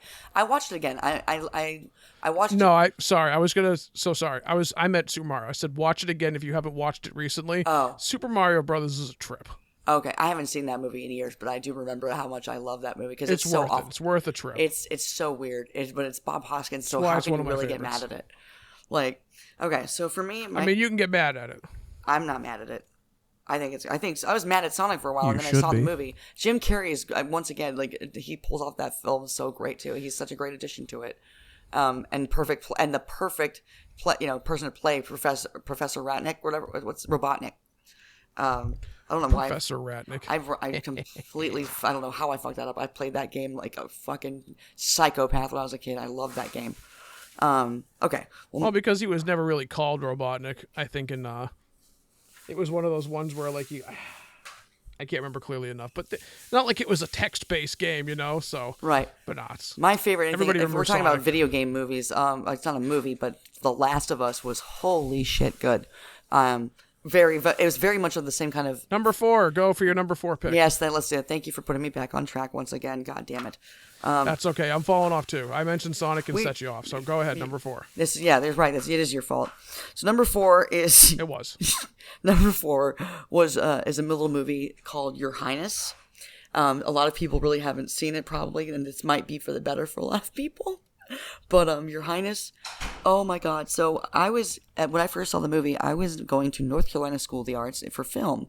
And once in a while, we would have alumni come back to the school with whatever project they had come out with, whatever thing, and they'd bring it back. Oh, Jesus Christ. They'd bring it to us months. Danny McBride. Yep. They would bring it to us months early. And several of my alumni of my class was, first of all, the director of Pineapple Express.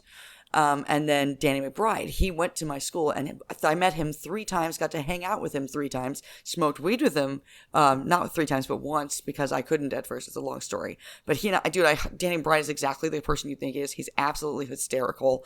And we got a party after we had the screen too, and he was like, "Who's got the black tar heroin?" Just starts yelling around. But it's those same guys. It's James Franco and Danny McBride and Natalie Portman. Cameron and James Franco. That's a big difference right there. Did I say James Cameron or okay? Did I say no, that? you were about to. That's why I was. No, you were about to. Okay. You corrected yourself when you said Franco. I just stumbled on my That's why I was word. joking saying that's a big gap right there. No, James Franco. That would be glorious. Just fucking anyway. Don't distract me.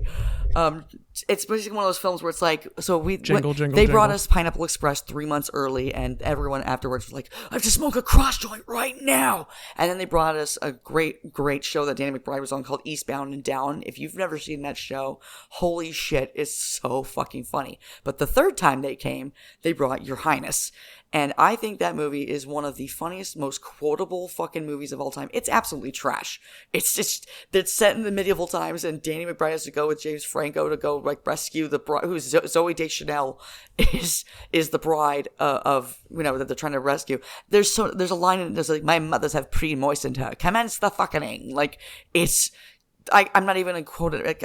I'm not even going to go into it because there's so many of those quotes. I'm not going to give fucking any kind of credit to you because I'm a girl and I can't do an impression of it. But I'm like, at the very least, I'm telling you that there's a puppet in the movie. The reason why I love it so much too is that this is a practical puppet, just like it's with Yoda or anything else, and it's like a molester, sexual predator version of this mythical creature that James Franco has to go and seek the advice of before he goes on his quest, and it's disgusting. It's just so wrong, and the puppet itself is it's so great. It looks so good, and when I say good, it's like it looks like an alien from the first Star Wars movie, and it's hysterical. I remember we were talking to Danny McBride after the film, and he was saying that scene was just the most difficult for them to shoot because nobody could keep their shit together to stop laughing. And it's just great. It's just Danny McBride being Danny McBride, James Franco at his best, just being Pineapple Express era James Franco. Seth Rogen is not in it. But yeah, thank Christ. It's dude. Have you seen that?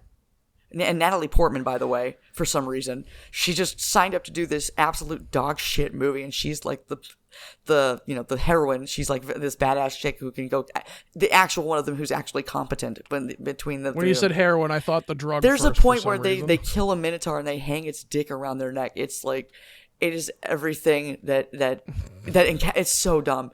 And that's the whole point of it. It feels like is it just feels like 5 guys who were big stoners decided they wanted to make some stupid Renaissance era movie. Lord of the Rings, guys. They're gonna make it, but they're gonna make it like Pineapple Express version of the medieval times, and it's just glorious. If you haven't seen it, do yourself the favor. It's one of those comedies where obviously it's trash, and you'll laugh the entire fucking time and be quoting it for weeks, if not forever. So that's my number 4. Brian, what is your number 3? That's where we're at right now, right? You already said your number 4?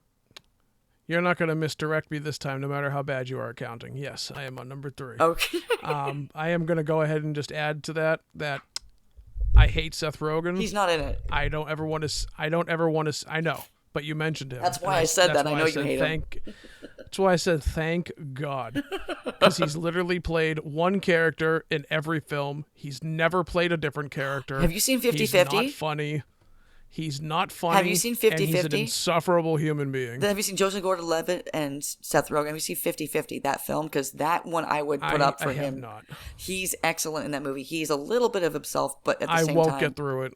I promise you, I won't get through it. It's just genuinely a good film. It's very it's heartbreaking and a true story that actually happened. I've heard it's very good, but it is. But every time I see Seth Rogen, all I can hear in my head is just. I've been told several times throughout my life that I have a Seth Rogen laugh, and that's always the thing. I know they're making me laugh, but that's the one. Just like you said that joke that killed you earlier, like you got 3 fat friends and you're 2 of them.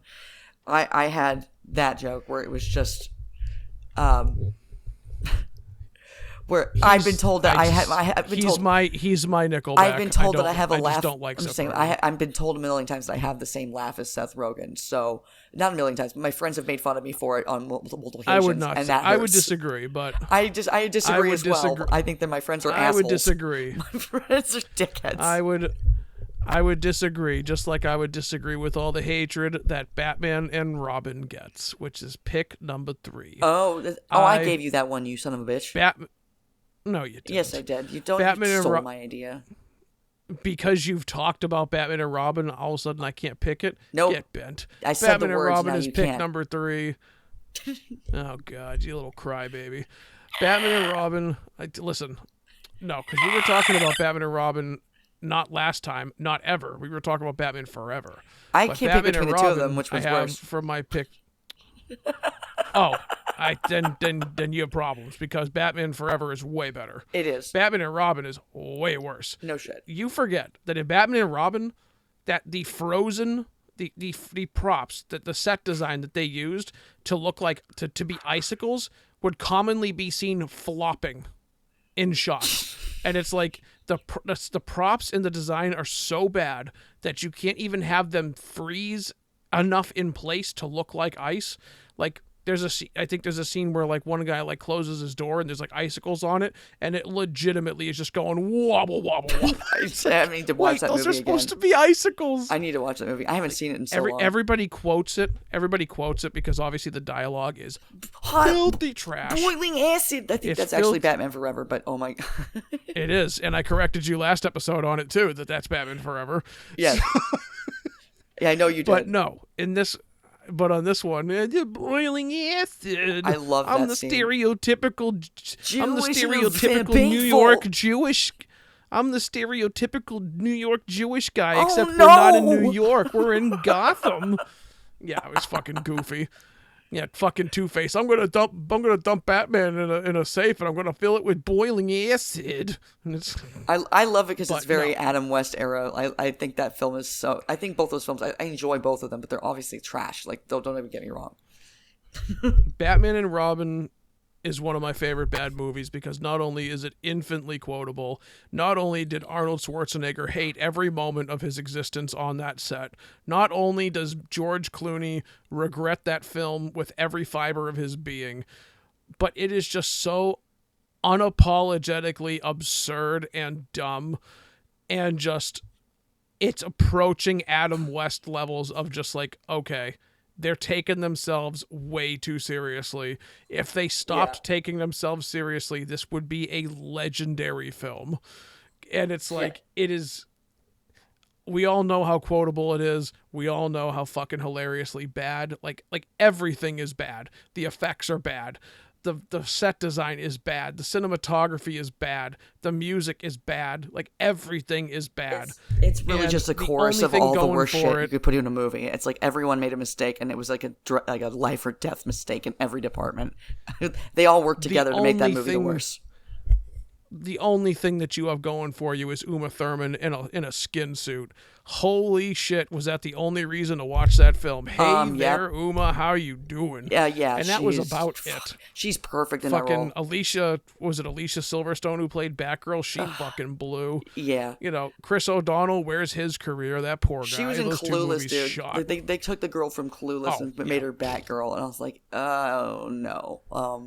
And they made her, Chris O'Donnell is another level of horrible actor, though. I mean, George Clooney was pretty fucking bad too. Oh, he's awful. All bad. He's literally the worst Batman and the worst Bruce Wayne. I'd have to think about it because I think Christian Bale was worse than him as Batman in one of the films. I wouldn't by a little bit. And I say that as a joke. Of course, he's the worst. Of course. But the idea here is Val Kilmer just close second though. Batman and Robin is one of those films that is so bad it's good, and that's one of those things. And I say good as in entertaining. you can 100% no intoxicants needed. Just watch that movie and fucking laugh your tits off. And it's like, just sit down with a friend and have fun. It's so stupid. And if you honestly haven't seen it, which I think you're lying to me, but if you haven't seen Batman and Robin, they said, you know what, Batman Forever was a little too serious, and they made this. So it's fantastic.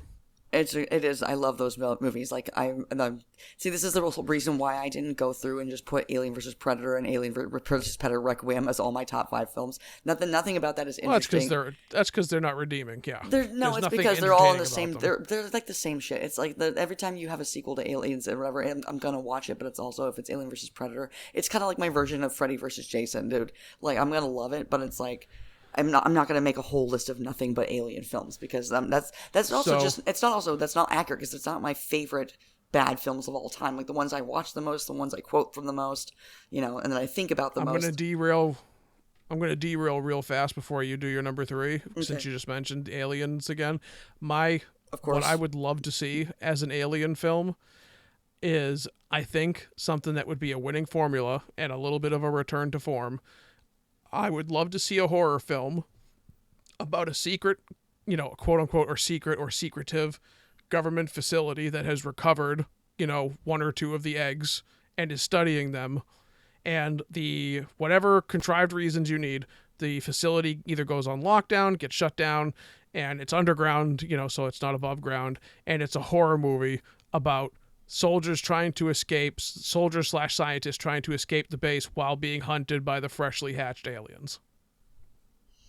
They're facehuggers at that point, though. You know what I mean? Obviously there's a facehugger moment, or you could even just have one of the aliens already there. Either way, okay. I think I just want to see them try that again. Put them in a maze. And I want to see them try it again, and I want to see the alien formula again. But you go ahead, make it modern. But try that again. It doesn't need to be a huge action film. Even though Aliens was very good, I think the first one had it nailed, formula-wise. I liked Covenant. But I'm going to apologize, because you're going to talk for hours because I'm talking about Aliens. So I'm going to go ahead. That. I'm going to pull an audible, apologize for bringing it up, and say, what is your third pick? Okay. What's amazing is that I didn't put any of the other Aliens films on this list, because they're all my favorite bad movies, and none of them are bad. They're also awesome, all of them, every last one. And I will die on that hill.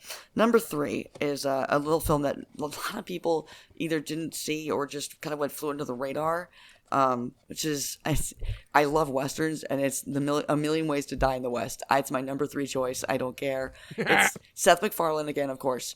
But him, the part about that movie that's like the craziest is like he cast himself as a love interest for Charlize Theron, and he did it again in his TV show The Orville. And I'm sitting there going, okay, I don't doubt that the funny guy can pull that kind of that kind of poon, but it's Charlize Theron, and she is fucking hysterical. She's hilarious. The way she interacts with Seth MacFarlane when they're not on camera. One time she suggested that he should get a B12 vitamin shot, and he did, and he was complaining about it while they were trying to do a take. It was in the bloopers, and he's talking. He's like, yeah, hey, huge bruise, like right here, just from the fucking shot. You told me to get it, and she's like, where is it? And he goes, right, I'm not gonna show you. And she just punches him in the arm as hard as she fucking can. And he goes, oh, you bitch. She just basically pranks him and fucks with him the entire time, because they're really good friends, and I love that, which is why I think their energy works together. Because otherwise that film is not the best work from Seth MacFarlane, which he's done. Ted was an excellent film, genuinely. Million Ways, though, is one of those films where it's so silly and it's so just stupid. But Liam Neeson, when they asked Liam Neeson to play this part of the bad cowboy in the movie, the thing, they literally the condition was that he still had to have his Irish accent,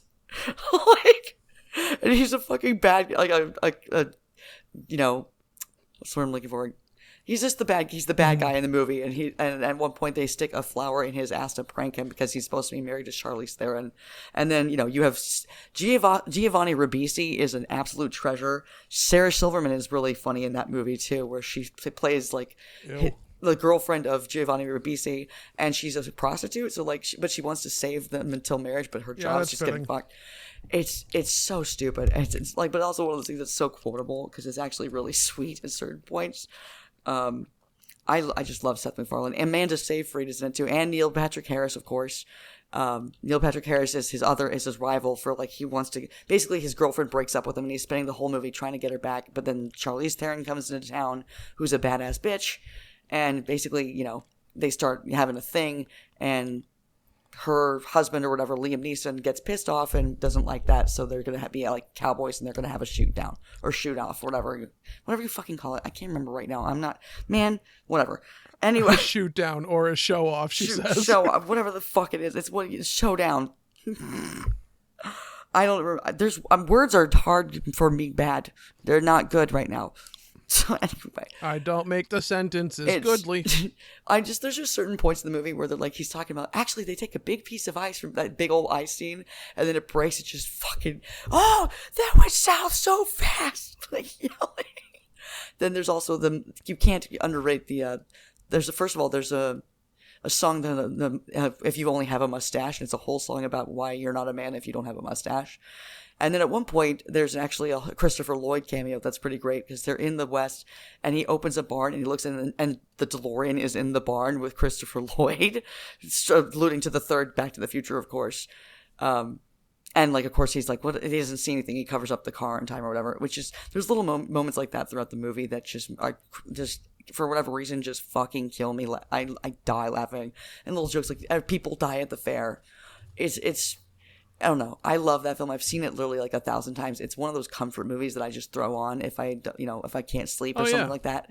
I've seen it 100 times, but it's just great. It's just a good background movie too. If you know, I think that's a compliment when I say that too. Like there's certain films that are good background films, and you just need some noise on, but aren't necessarily going to capture your attention for like the entire thing.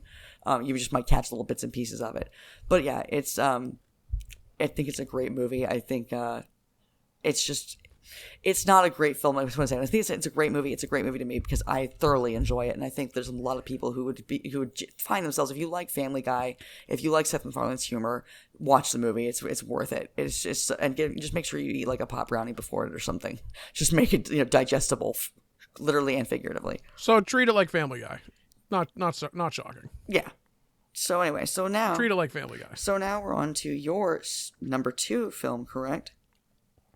You're very good at this. Look at Good me. job. Look at me getting my numbers right this time. Oh my god. Look at you learning to count. I know. Fucking hell yeah. Next I'll learn to write. I'm going to learn to read soon. Fucking women, these women are evolving at a crazy rate. So what we're like planets of the Planet of the Apes, except with just women.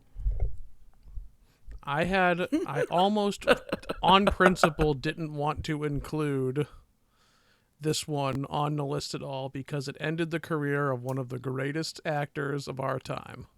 What? And that is the League of Extraordinary Gentlemen. That's right. You were talking about that. Fuck it. I watched that movie recently. For those out of the know or those who are not aware of it, the League of Extraordinary Gentlemen is largely credited as the film that killed Sean Connery's career, or essentially, and that's the wrong way to phrase it, so I'm going to rephrase it. It's the film that essentially killed his desire to be an actor. And that's the way, it's actually dead, it's dead ass how the story goes. That's fucking amazing. The story goes that Connery had such a horrendously bad time on set and thought that he was, if I recall correctly, let me see what's on here. So he retired after this film from acting entirely.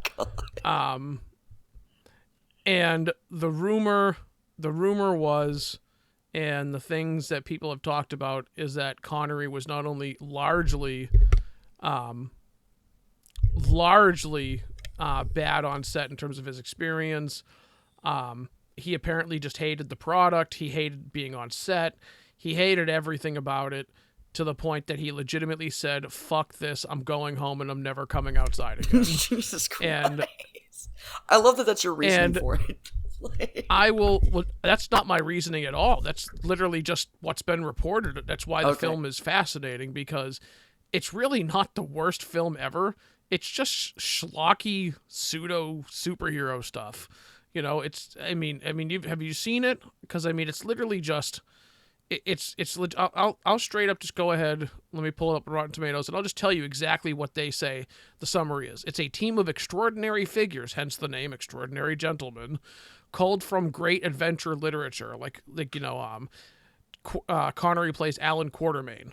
There's a woman who plays Mina Harker from Dracula. One of the guys is the Invisible Man. One of the other people is Dr. Jekyll and Mr. Hyde. One's Captain Nemo, and then there's another guy who plays Dorian Gray. You know, so like characters from classic and adventure literature. It's literally an Avengers type movie before Avengers was a thing. Right. It was the idea of like a mixed universe collection of heroes that, you know, came together. And again, it's not bad, but it's not the worst. We'll rephrase it, because it's not good either. But it gets a lot of hate, a lot of understandable hate, because again, it's kind of lame, it's kind of cheesy, it's not super interesting. The story's kind of weird. You know, it's just not. It's one of those ones, again, that you could hand wave it and say, again, you know, smoke a blunt, watch it, and have fun, I guess. But then everything would be on this list. The reason it's on my list is because, again, I'm a sucker for adventure movies. I enjoyed it. I know I enjoy it too. Don't like it. It's really fun movie, and at the same time when I watched it for the first time, I had a kind of a crush on Shane West, who is also not great. Yeah. No, and obviously there's a lot of phoning it in. You know, and the only female character is there just to be the hot, sexy vampire and nothing else. You know, but you know, the fucking Captain Jekyll and Nemo's Hyde is ship. pretty cool to watch. I like that design. Captain Nemo's ship was fucking awesome. Yeah, that's very true. That Sword of the Sea ship that was fucking cool. You know, and like it was an attempt at the Avengers before the Avengers happened. So it's a little bit ahead of its time. Yeah. But I enjoyed it. But I almost, like I said, didn't include it just because of respect for Connery, because, again, he hated this film so much that he left acting. And, I mean, I'm sure it's also in part with the fact that he was also 223 years old at the time. But, you know, it was... I love it. Like, he's one of my favorite people. Because there's a whole interview that he gave at one point where you just got to give a woman a slap once in a while. Like, that's the kind of dude everyone he died. Like, he's an abusive man. I'm like, he was also born in 1863. Like, cut it. It's like shocking. Man born in the 1800s acts like a man born in the 1800s. You know? Right. That doesn't make it okay, but it's also like, why are you letting that get under your skin? Who gives a shit? It's not even about, I think, you know, being like, don't let it get under your skin. It's more just like, you're probably not going to change that man's mind. Right. And it doesn't matter, because there's women his age too that think that women need to go back to the kitchen. And it's also too. like he's going to live for another 20 minutes. Like, just like, who cares? Just tune it out. It's like, and that's really it. It's like, just tune it out. You know, it's shocking to you that someone who is very old also has traditional values. That would be like saying that you're very shocked that someone from Florida has a tan. So we're going to go ahead and just say that you might not be the most astute observer as a person if this really upsets you. But anyways, League of Extraordinary Gentlemen, my second pick. You know my first pick because you're a cheater, but I'll go ahead and let you go ahead with your number two. Okay, my number two. My number two is my poop. Yeah, is what? What about poop? You said my number two, so I said haha poop. Oh, okay, that was good. That was a good one. I liked it. Second one is snakes on a plane. Breaking news: Emma likes poop. Also confirmed. I don't like poop, but it is a necessity of life, and I feel like it has a purpose. See? Just like you can't just flush every poop down the toilet. You have to give it a chance to live. Okay, it's much like the abortion law, the abortion ban in Arizona that just got repealed. You're trying. We're living in 1864. 1864 is where we're living in right now. You're trying again. No, I'm not. I'm not trying to. You're trying again. I'm really not. I'm just annoyed with the world today. I know you're not. That was the joke. I led you right to it. Boom, done. Got her. Ooh, burn. Because I know you weren't trying. I baited you. I won. Okay, we'll go with that. Let's see. Get fucked. Number two, go for it. Fuck yourself. My number 2 is Snakes on a Plane, dude. The thing that I love the most about the film is that I think it's the very best bad movie ever made, like in terms of the script and how the movie turned out and the plot. Like, it's supposed to be a bad movie. It's called Snakes on a fucking Plane. You know what you're getting into the second you see that title and you hear, oh, Samuel Jackson starring in it. Cool. This will be very serious and not funny at all. Like, are you fucking kidding me? It's Oh, first of all, the song, I think we talked about this the other day, that song in that movie by Cobra Starship, like, I'm Ready for It? That song is a banger, and it was in the, like, credits, at the end credits of the movie. My friends and I remember we were walking out, and we stopped as we were walking out, because we were like, what is this fucking song? This is a great song, and we just stayed there to listen to it, and then we were all instantly obsessed with Cobra Starship. So definitely has one of the best songs to go with the movie, which I don't know why they did that. That was a great choice, though. It helped. But it's a ridiculous movie where it's just like you say, there's no snakes allowed in Hawaii, okay? And the whole film is supposed to be about isn't it a plane coming from Hawaii to LA? I think it's like that. Regardless, yes. So regardless, it is a guy who is about to testify. Yes, and he's about to testify, and that is the crime lord's idea, is to flood the snakes onto the plane. He saw me. You think he hadn't exhausted every option? Like, you exhausted every option, and that was your goat. Like, the end was like, let's try our Hail Mary is just put a bunch of snakes on the plane and hope that one bites him. Like, although that is stylistic. It's a great premise. It's a fucking great premise. And the whole film, you're getting, like, especially in the beginning, you're getting introduced to this cast of characters. Keenan from Keenan and Kel is in it as well, who is extremely funny. I love the... Man, I play her the song and she ignores it. What?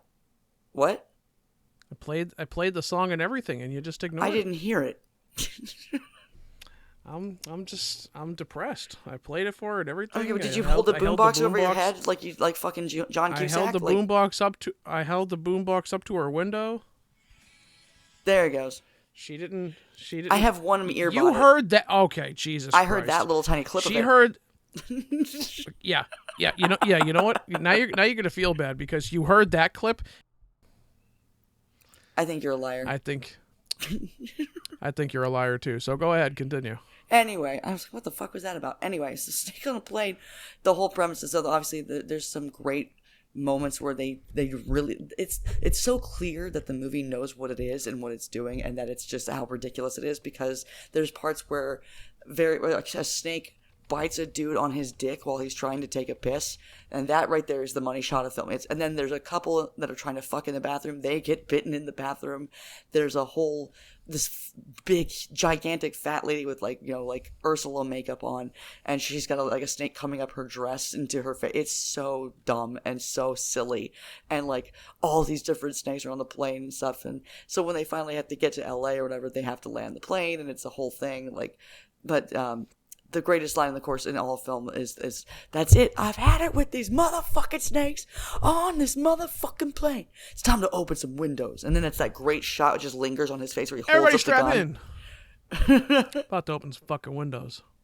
But then I love that the shot like stays on him for like too long to where you can see the gun in his face, and he's like squints his eyes. I love that shit. I'm like, this movie knows exactly what it is and what it isn't, and it just played perfectly into it. It's an absolutely, genuinely fantastic film for the point that it's supposed to be silly and a stupid film. Yeah. Can I hit you with a great piece of trivia? Please. The guy who directed Snakes on a Plane, David Ellis, also directed Homeward Bound 2, Lost in San Francisco. I love those movies. I can't watch those movies. I cry every time. No, just Homeward Bound 2. He just Homeward Bound 2. No, I like Homeward. I like the one that Lost in San Francisco. I remember loving that movie when I was a kid. Like, really little. That wasn't my favorite. That should be a list we do at some point. What was our favorite movies when we were kids? Like, our top 5 favorite movies when we were, like, 10. And Snakes on a Plane was his highest rated film of his career. As it rightfully should be. It's a great fucking movie. I don't know why it would be. Snakes on a Plane actually holds almost a 70% on Rotten Tomatoes. It's a great fucking movie, and it's hilarious. And it's a wonderful movie. And it's also that's why when we talked about like the top 5 it's favorite bad popcorn. movies, it's not a bad film, but it's supposed to be a bad film. Like, that's the premise of it. So Is it though? It takes itself pretty seriously. Listen, there's points where it does good. if we're gonna, I think if it we're hangs in gonna the balance debate, perfectly. But I actually would debate you a little bit on that pick because, to quote, and I know we've talked about it before off stream, but to quote a friend of mine in college, his biggest disappointment is that it wasn't bad. It was actually kind of good, and that disappointed him because he thought he was getting a Tommy Wiseau kind of thing, and it turned out that no, it was just kind of entertaining. But that's what I everybody liked about it was expected, that they because made it. It was one of the first films right. that went like really viral. Yes, and like what was so good about it was that it really had this great balance between this silly and the over the top and like this very melodramatic or side, and then there's other points where you have these actual little human moments that are actually good, and you get the characters kind of built up, like the flight attendant and Samuel L. Jackson's relationship in the film. When they're working together, whatever, trying to get the shit, all the snakes, trapped in whatever they're doing. There's a whole little bit where you actually see the characters connect, and you actually really learn to like the characters and kind of appreciate, and you want them to survive. And so it has this perfect balance between something that keeps it grounded and makes people who maybe weren't going there to see a bad movie but wanted to see something good and make it actually engaging, but also with the bad because it's still a movie called Snakes on a Plane. Like, if it was taken so seriously, it would have been named like Hawaii to Los Angeles or something like that, But instead, it's just the silliest movie. I need to watch that movie again too. There's like a couple films on this list, and I'm like, I have not watched in a while, and I really need to do it again. I love that fucking movie. Yeah. So I mean, that's really where I'm going to go. If you don't want to debate it anymore, I would say that's we're going a little long at this point anyway, so let's just like move on to our number ones. Your number one first. What's your number one film, Brian? So we would continue talking about Snakes on a Plane, but I do understand we want to get things moving along here. Yeah, Snakes on a Plane is brilliant, and Snakes on a Plane would probably land on my top 20. Not gonna lie, top 20 of all time. Snakes on a Plane is probably in there. So wow, that's a pretty good recommendation. Oh, yeah. I'm glad we kind of agree on this one. It's pure popcorn. It's pure popcorn. Absolutely. There's That's no exactly there's no complications to this film, and it's a low-key, kind of interesting idea that seems like, you know what? People are kind of hectic and insane. This would probably work because everyone would die. But it also then brings up the question of, why don't you just put a bomb on the plane? Really? The snakes? Exactly. Really? Just exactly. Bomb on the plane. Well, that's the point. Hire a suicidal guy with a vest and put him on the plane, for the love of hell. But it's one of those things again where it's like there's so many easier ways to do this, but this guy chose violence. My favorite bad movie, because we've already talked about it at length in a couple of other conversations, is Eight-Legged Freaks. And it made another list for you. It did not make another list for me. Oh, that's right, because it was arachnophobia and what was the other one? And okay, never mind. See, now you're exposing stuff behind the curtain. You had two spider movies on your horror movie list, and I know one was arachnophobia. No, I didn't. I had one. Really? No, just arachnophobia. Yep. Oh, I'm just fucking kidding. That's why I said you're exposing the dealings behind the curtains, because in the episode we lost, I talked about Eight-Legged Freaks. That's why. Yes, and the episode that never got aired because you completely. No, it's supposed to say it's Courtney Cox. Is that David Arquette? Thank you. Yes, anyway. David Arquette, not Courtney Cox, not David Duchovny. It's David Arquette. Yes, thank you. Arquette, I haven't seen it. Arquette. I've never seen Eight-Legged Freaks. It is a fucking riot. If you have arachnophobia, stop being a bitch and watch it. It's hilarious because it's everything you would think that a sci-fi channel original movie would be, and better, because it doesn't take itself seriously at all. You can tell right away from just the soundtrack, because it's very whimsical and cartoony, and it's the quintessential standard monster film. Radioactive waste gets fed to pet spiders and they blow up in size. And now the whole town gets overrun by giant fucking spiders. And it's not explicitly gory. The spiders get plenty of kills, but it's not very detailed. Someone gets dragged into a hole or somebody gets like bitten off screen. It's not super. I can't think of anything that isn't spider-related gore, like the spiders themselves getting killed. It's the spiders getting fucking dude. killed. And the CGI is bad, but it adds to the charm because the film is clearly like a very mid-budget film. The story is obviously just hilarious because it's a monster film. You're here to watch. It's a creature feature. You're here to watch people get killed by the creature. It's the same reason we watch Deep Blue Sea. You're just here to see a bunch of sharks eat people. And in this film, you're just here to see a bunch of giant spiders. Deep Blue Sea wouldn't make my list because it is one of my favorite creature horror movies, if not fucking love that movie. Possibly the best. If we really ever pretty. get around to doing creature, films, another Samuel L. Jackson creature feature where he gets fucking. Except in this one, he gets dead so hard. I love his death scene in Deep Blue Sea. It's so great. Anyway, back to 8-Legged Freaks. I'm sorry, I just had to comment there because Samuel L. Jackson. No. Samuel I know Jackson what you're is the fucking apologizing for. I've been jumping in front of you for 2 hours. You do whatever you want. But 8-Legged Freaks is just fantastic because, again, it's very straight up cheesy B-movie, sci-fi movie type schlock.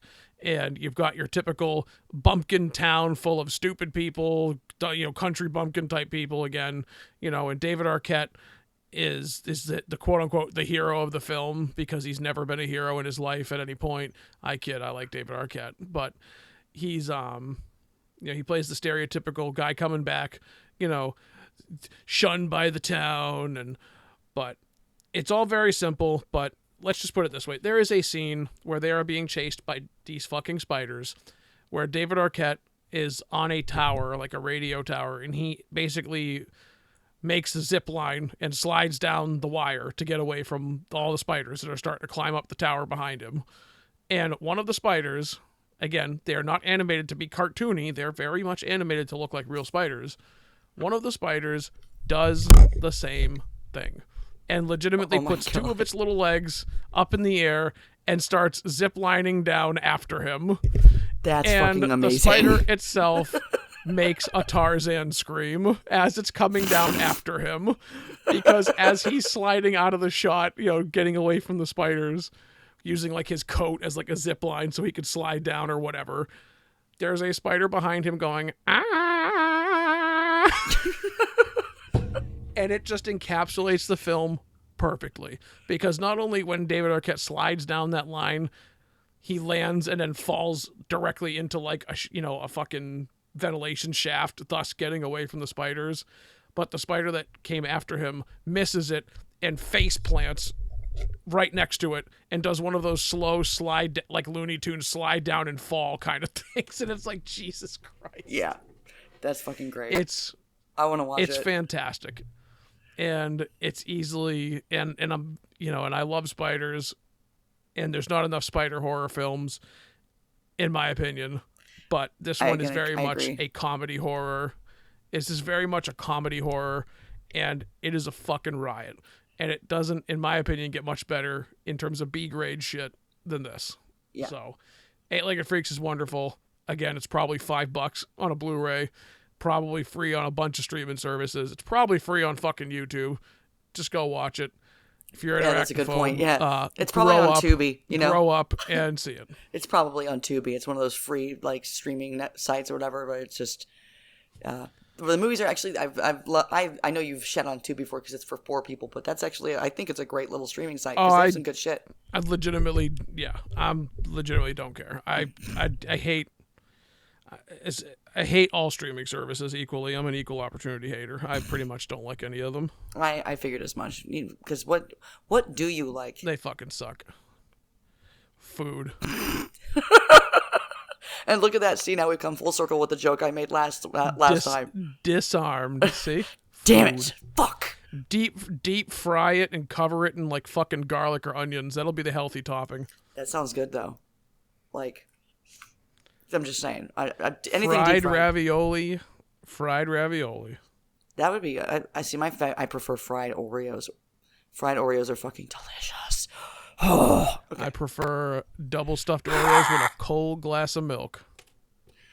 Okay. Oh, well, anyway, I'm sorry. I just got distracted by something in front of my face. That my phone made a noise, and I went, oh, let me distract all my attention to this thing that's not important. A key jingling noise got Emma's attention. Everybody acts surprised. It was not. It was a bright light. It distracted Jingle. Number one. Go, bitch. My number one favorite bad film of all time is... And we're out of time. Thank you, everybody, for coming to the podcast. Go ahead. And, okay. My favorite one is Indiana Jones Temple of Doom. It is number one, but not even a close fucking fight. Okay, not kidding anymore. The podcast is over. Thank you, everybody, for coming out and listening to it. Her list has now been... We really want to end the podcast? Here's my hot take. I like that film better than Crusade and Raiders. I don't give a fuck. I love Crusade. I love Raiders. Temple of Doom wins because it's so fucking bad. And the girl in the film is about the most annoying actress that you could possibly put in there. There's the whole beginning shoot scene in the fucking, like that whole scene where they're like the weird chick is singing and they're on the like another where Han Solo shoots under the fucking table scene. Like, oh my god, Short Round is too fucking iconic. And I hope we blow up.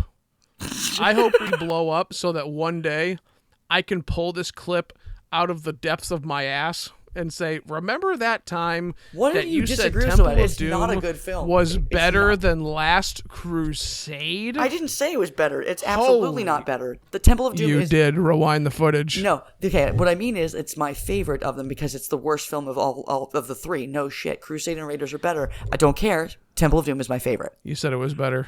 You're banned. You know what? It is better. I'm not going to back down from this time. I said what I said. Good. I'm going to stand by it. Good. Now go. Good. Care. I'm glad. Go. But what is it? What are they chanting at the end of the film? Like, what is it? Like, Haruma? I can't remember the fucking chant that when they're pulling out the dead hearts. Kalima. Thank you. Kalima.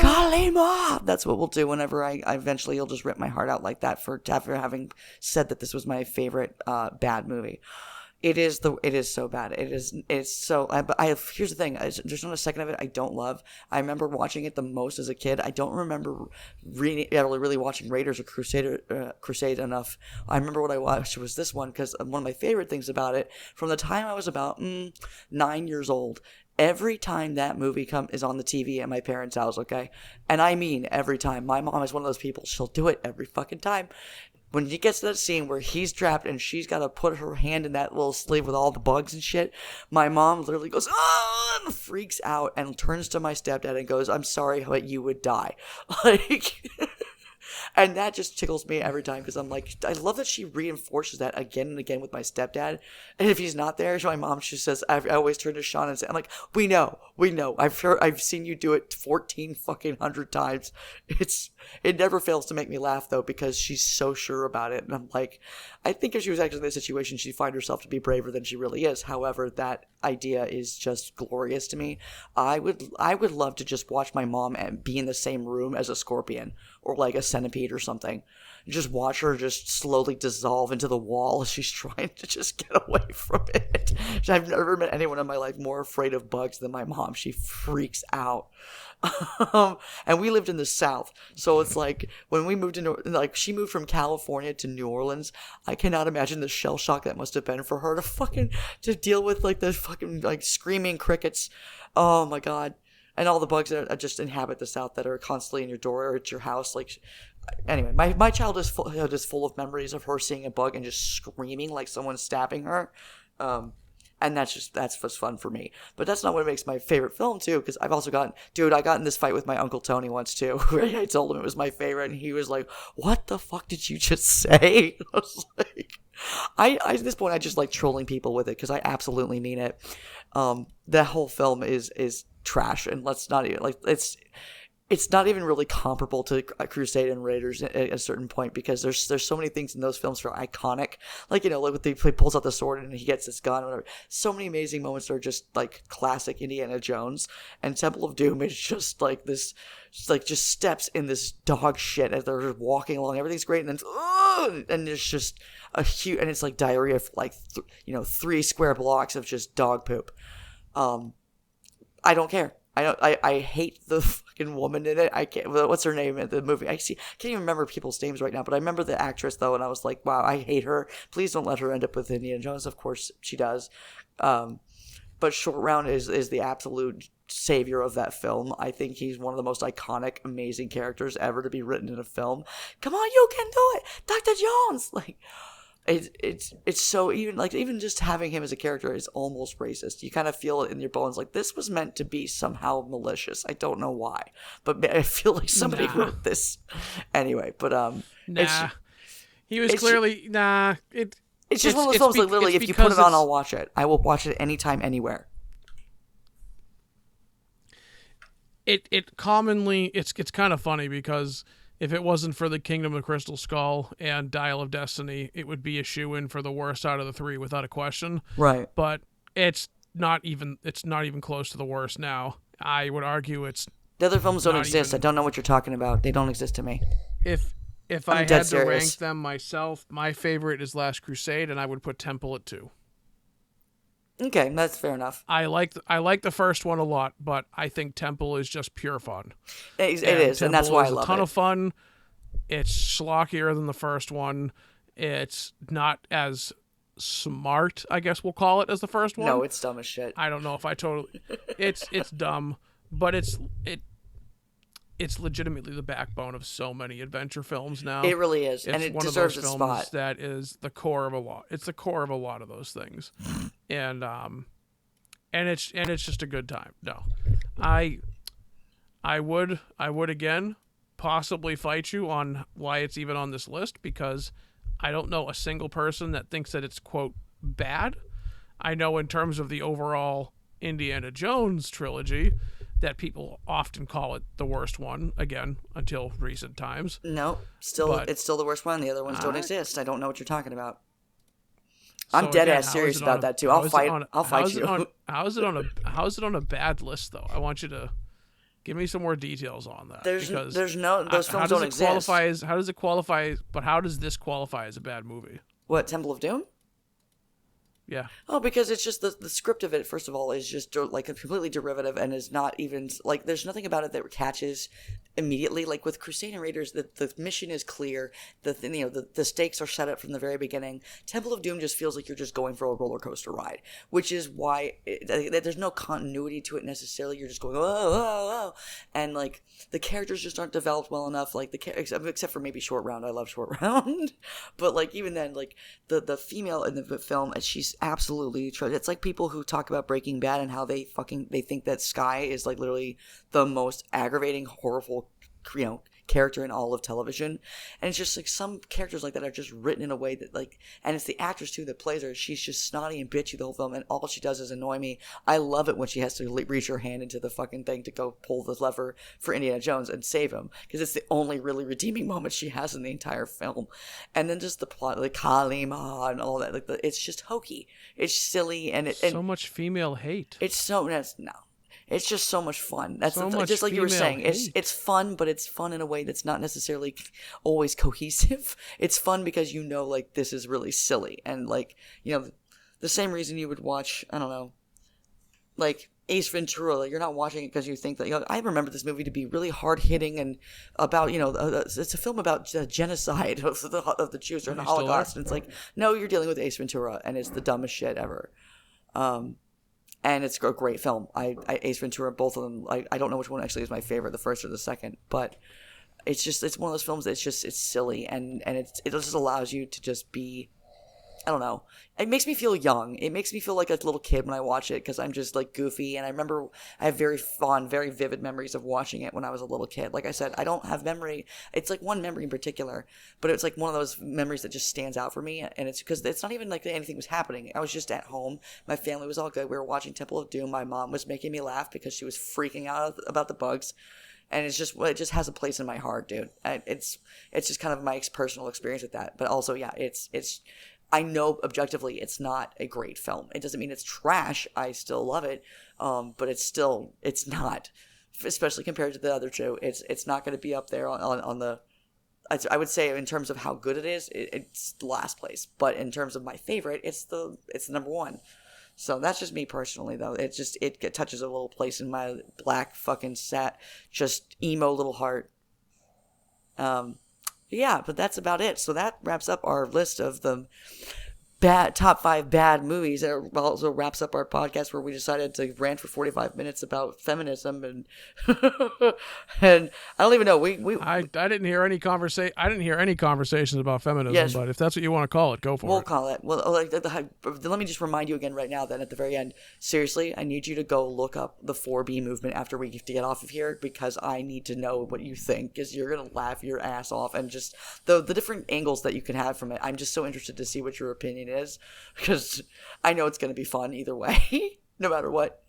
But anyway, so yeah, that's about it for now. And that's we're going to come back next week with next episode with another list or something, or top 5, because that's kind of a fun way to do it. And then maybe we'll do exactly what we did just earlier today. Maybe we'll actually, instead of just asking silly questions like the ones I came up with, maybe we can actually, come up with a little bit more like a subject that we can talk about, and just almost like a starting sentence where it's like, here's a viewpoint, debate it, go, I don't know, something like that, because I think that would be a lot of fun. We had a lot of fun we had the whole podcast. That's great. But 45 minutes of it was dedicated to just us doing exactly what you were right was doing exactly what we came to make this podcast to do, which is we're going to veer off into talking about some other bullshit for like 45 minutes before we actually even get to our point, if we even get to it at all. So that's why the podcast is called Strictly Unrelated. Every single fucking subject, as we bounce around, they're not even closely related. They're just all of a sudden, I will all of a sudden go, hey, that just reminded me of a time when I was a kid and watched Cinderella. Like, no, it's just going to go off into some stupid, crazy story. Or some opinions about, current events. It's not current events, but you know what I mean, like current state of things. So maybe we'll think about that next time. Whatever. What do you think, Brian? What do you think? Like, we should be like, give any like ideas from this episode? Like, now that you're kind of looking back, like, what are some maybe what we might look forward to in the future? What do you think? I think that I am probably not going to mention Alien ever again, because I know that. I'm sorry. I keep making the mistake of bringing it up. Exactly. And I know it's not my fault. I can't help myself, and you know it. It's 100% your fault. You need to own it. All right? You need to own it. It's 100% your fault. Because we both know the extent of your obsession. That's what my dad told me after he touched me when I was a kid. If it's not Bill Paxton or Seth MacFarlane, it's Alien. So yeah, it's one of those things where, you know what, she knows what she likes, and it's one of those 3 things, and it's usually Alien. You're saying it's my fault is like you say, like with what I was wearing, okay? You said the word alien around me, and I can't be blamed for what happens next, okay? Yes, you can. It's like a fucking hurricane or an earthquake, okay? It's a natural disaster. It just happens. Bear with it. Do you want me to prove it? What? Do you want me to prove how I can, how I can prove that it's your fault? No, go ahead. What? Because it's my opinion that it's your fault. So that's why I know it's your fault. So. Oh no! Now I understand. Now I get it. Okay. Good. Shut Get the in fuck place up. where you belong. So, anyways, you stand there quiet in the corner like you're supposed to, just like Jesus said. You stand in the corner and you make no noise unless you're spoke to. But don't even look at me. Sorry. That's just the Alien. The only words you're allowed to speak are "it's a boy" or "it's a girl." Otherwise, I don't want to hear anything out of you. Ew. I don't know that. I was doing the stereotypical misogyny thing. That was just a stereotypical misogyny? A woman's job is to give yes, the stereotypical comical misogyny. Yes, you didn't tell someone to make you a sandwich. I said no, your plate. I mean, that's. If I was supposed to make a sandwich for you, or you were supposed to make a sandwich for me, why would it be you, and why would it be you be making me a French dip? Go. I would be making the sandwich because I wouldn't trust your psychopathic hands near anything that I'm going to consume. And, right, I would poison if it was you making the sandwich, it would. If it was you making the sandwich, it's because I would feel bad telling you no. I highly doubt that. I feel like you would really enjoy anything that's going to put me down and just watch my ears flop over. No. Yeah. All right. Well, anyway, we're gonna. No, you just want to be you're just the typical millennial. You want to be a victim. I get it. I have been a victim, and I gotta tell you, it's not for me. I'm really not. It's for the birds. I think it's dog shit. I prefer to be the aggressor though, and that's what I decided when that happened. No way. I decided that I was going to be the one who actually commits the crimes, because then at least it's under my control, sort of, and I can still be somehow play myself as a victim, as most abusers do. So yeah, that's just really fun. I think that's the thing I'm going to aspire more to, and just be a little bit more abusive to you in the next podcast. Because there was one point in this where I made a bad joke. I just went petered out, and you were like, "Oh, you're really bad at roasting," and I just went quiet because I was like, I don't deserve to speak right now. I really don't. See, there's still hope for you. We might be able to save her just yet. She's learning her place. Say alien again. See that? And that's the aggressive side coming out. That's the part of her that in the back of her head just said, fuck you. Exactly. All right. Well, we're going to wrap it up here, you guys. Thank you so much for listening. We will be back with another episode very soon. And, yeah, it's been great. Thanks for hanging out. Yep, whenever Emma's parole officer allows her some more time. And thank you for shaving 2 hours off of my community service requirements today. And I got out on nice good behavior. So that's the story we're going with. They don't want us to tell the real reason, but that's what we're going with. Good behavior. I mean, I killed somebody but he was a bad person. So like, I mean, I come on. I feel like I earned some credit there. I'm doing my best.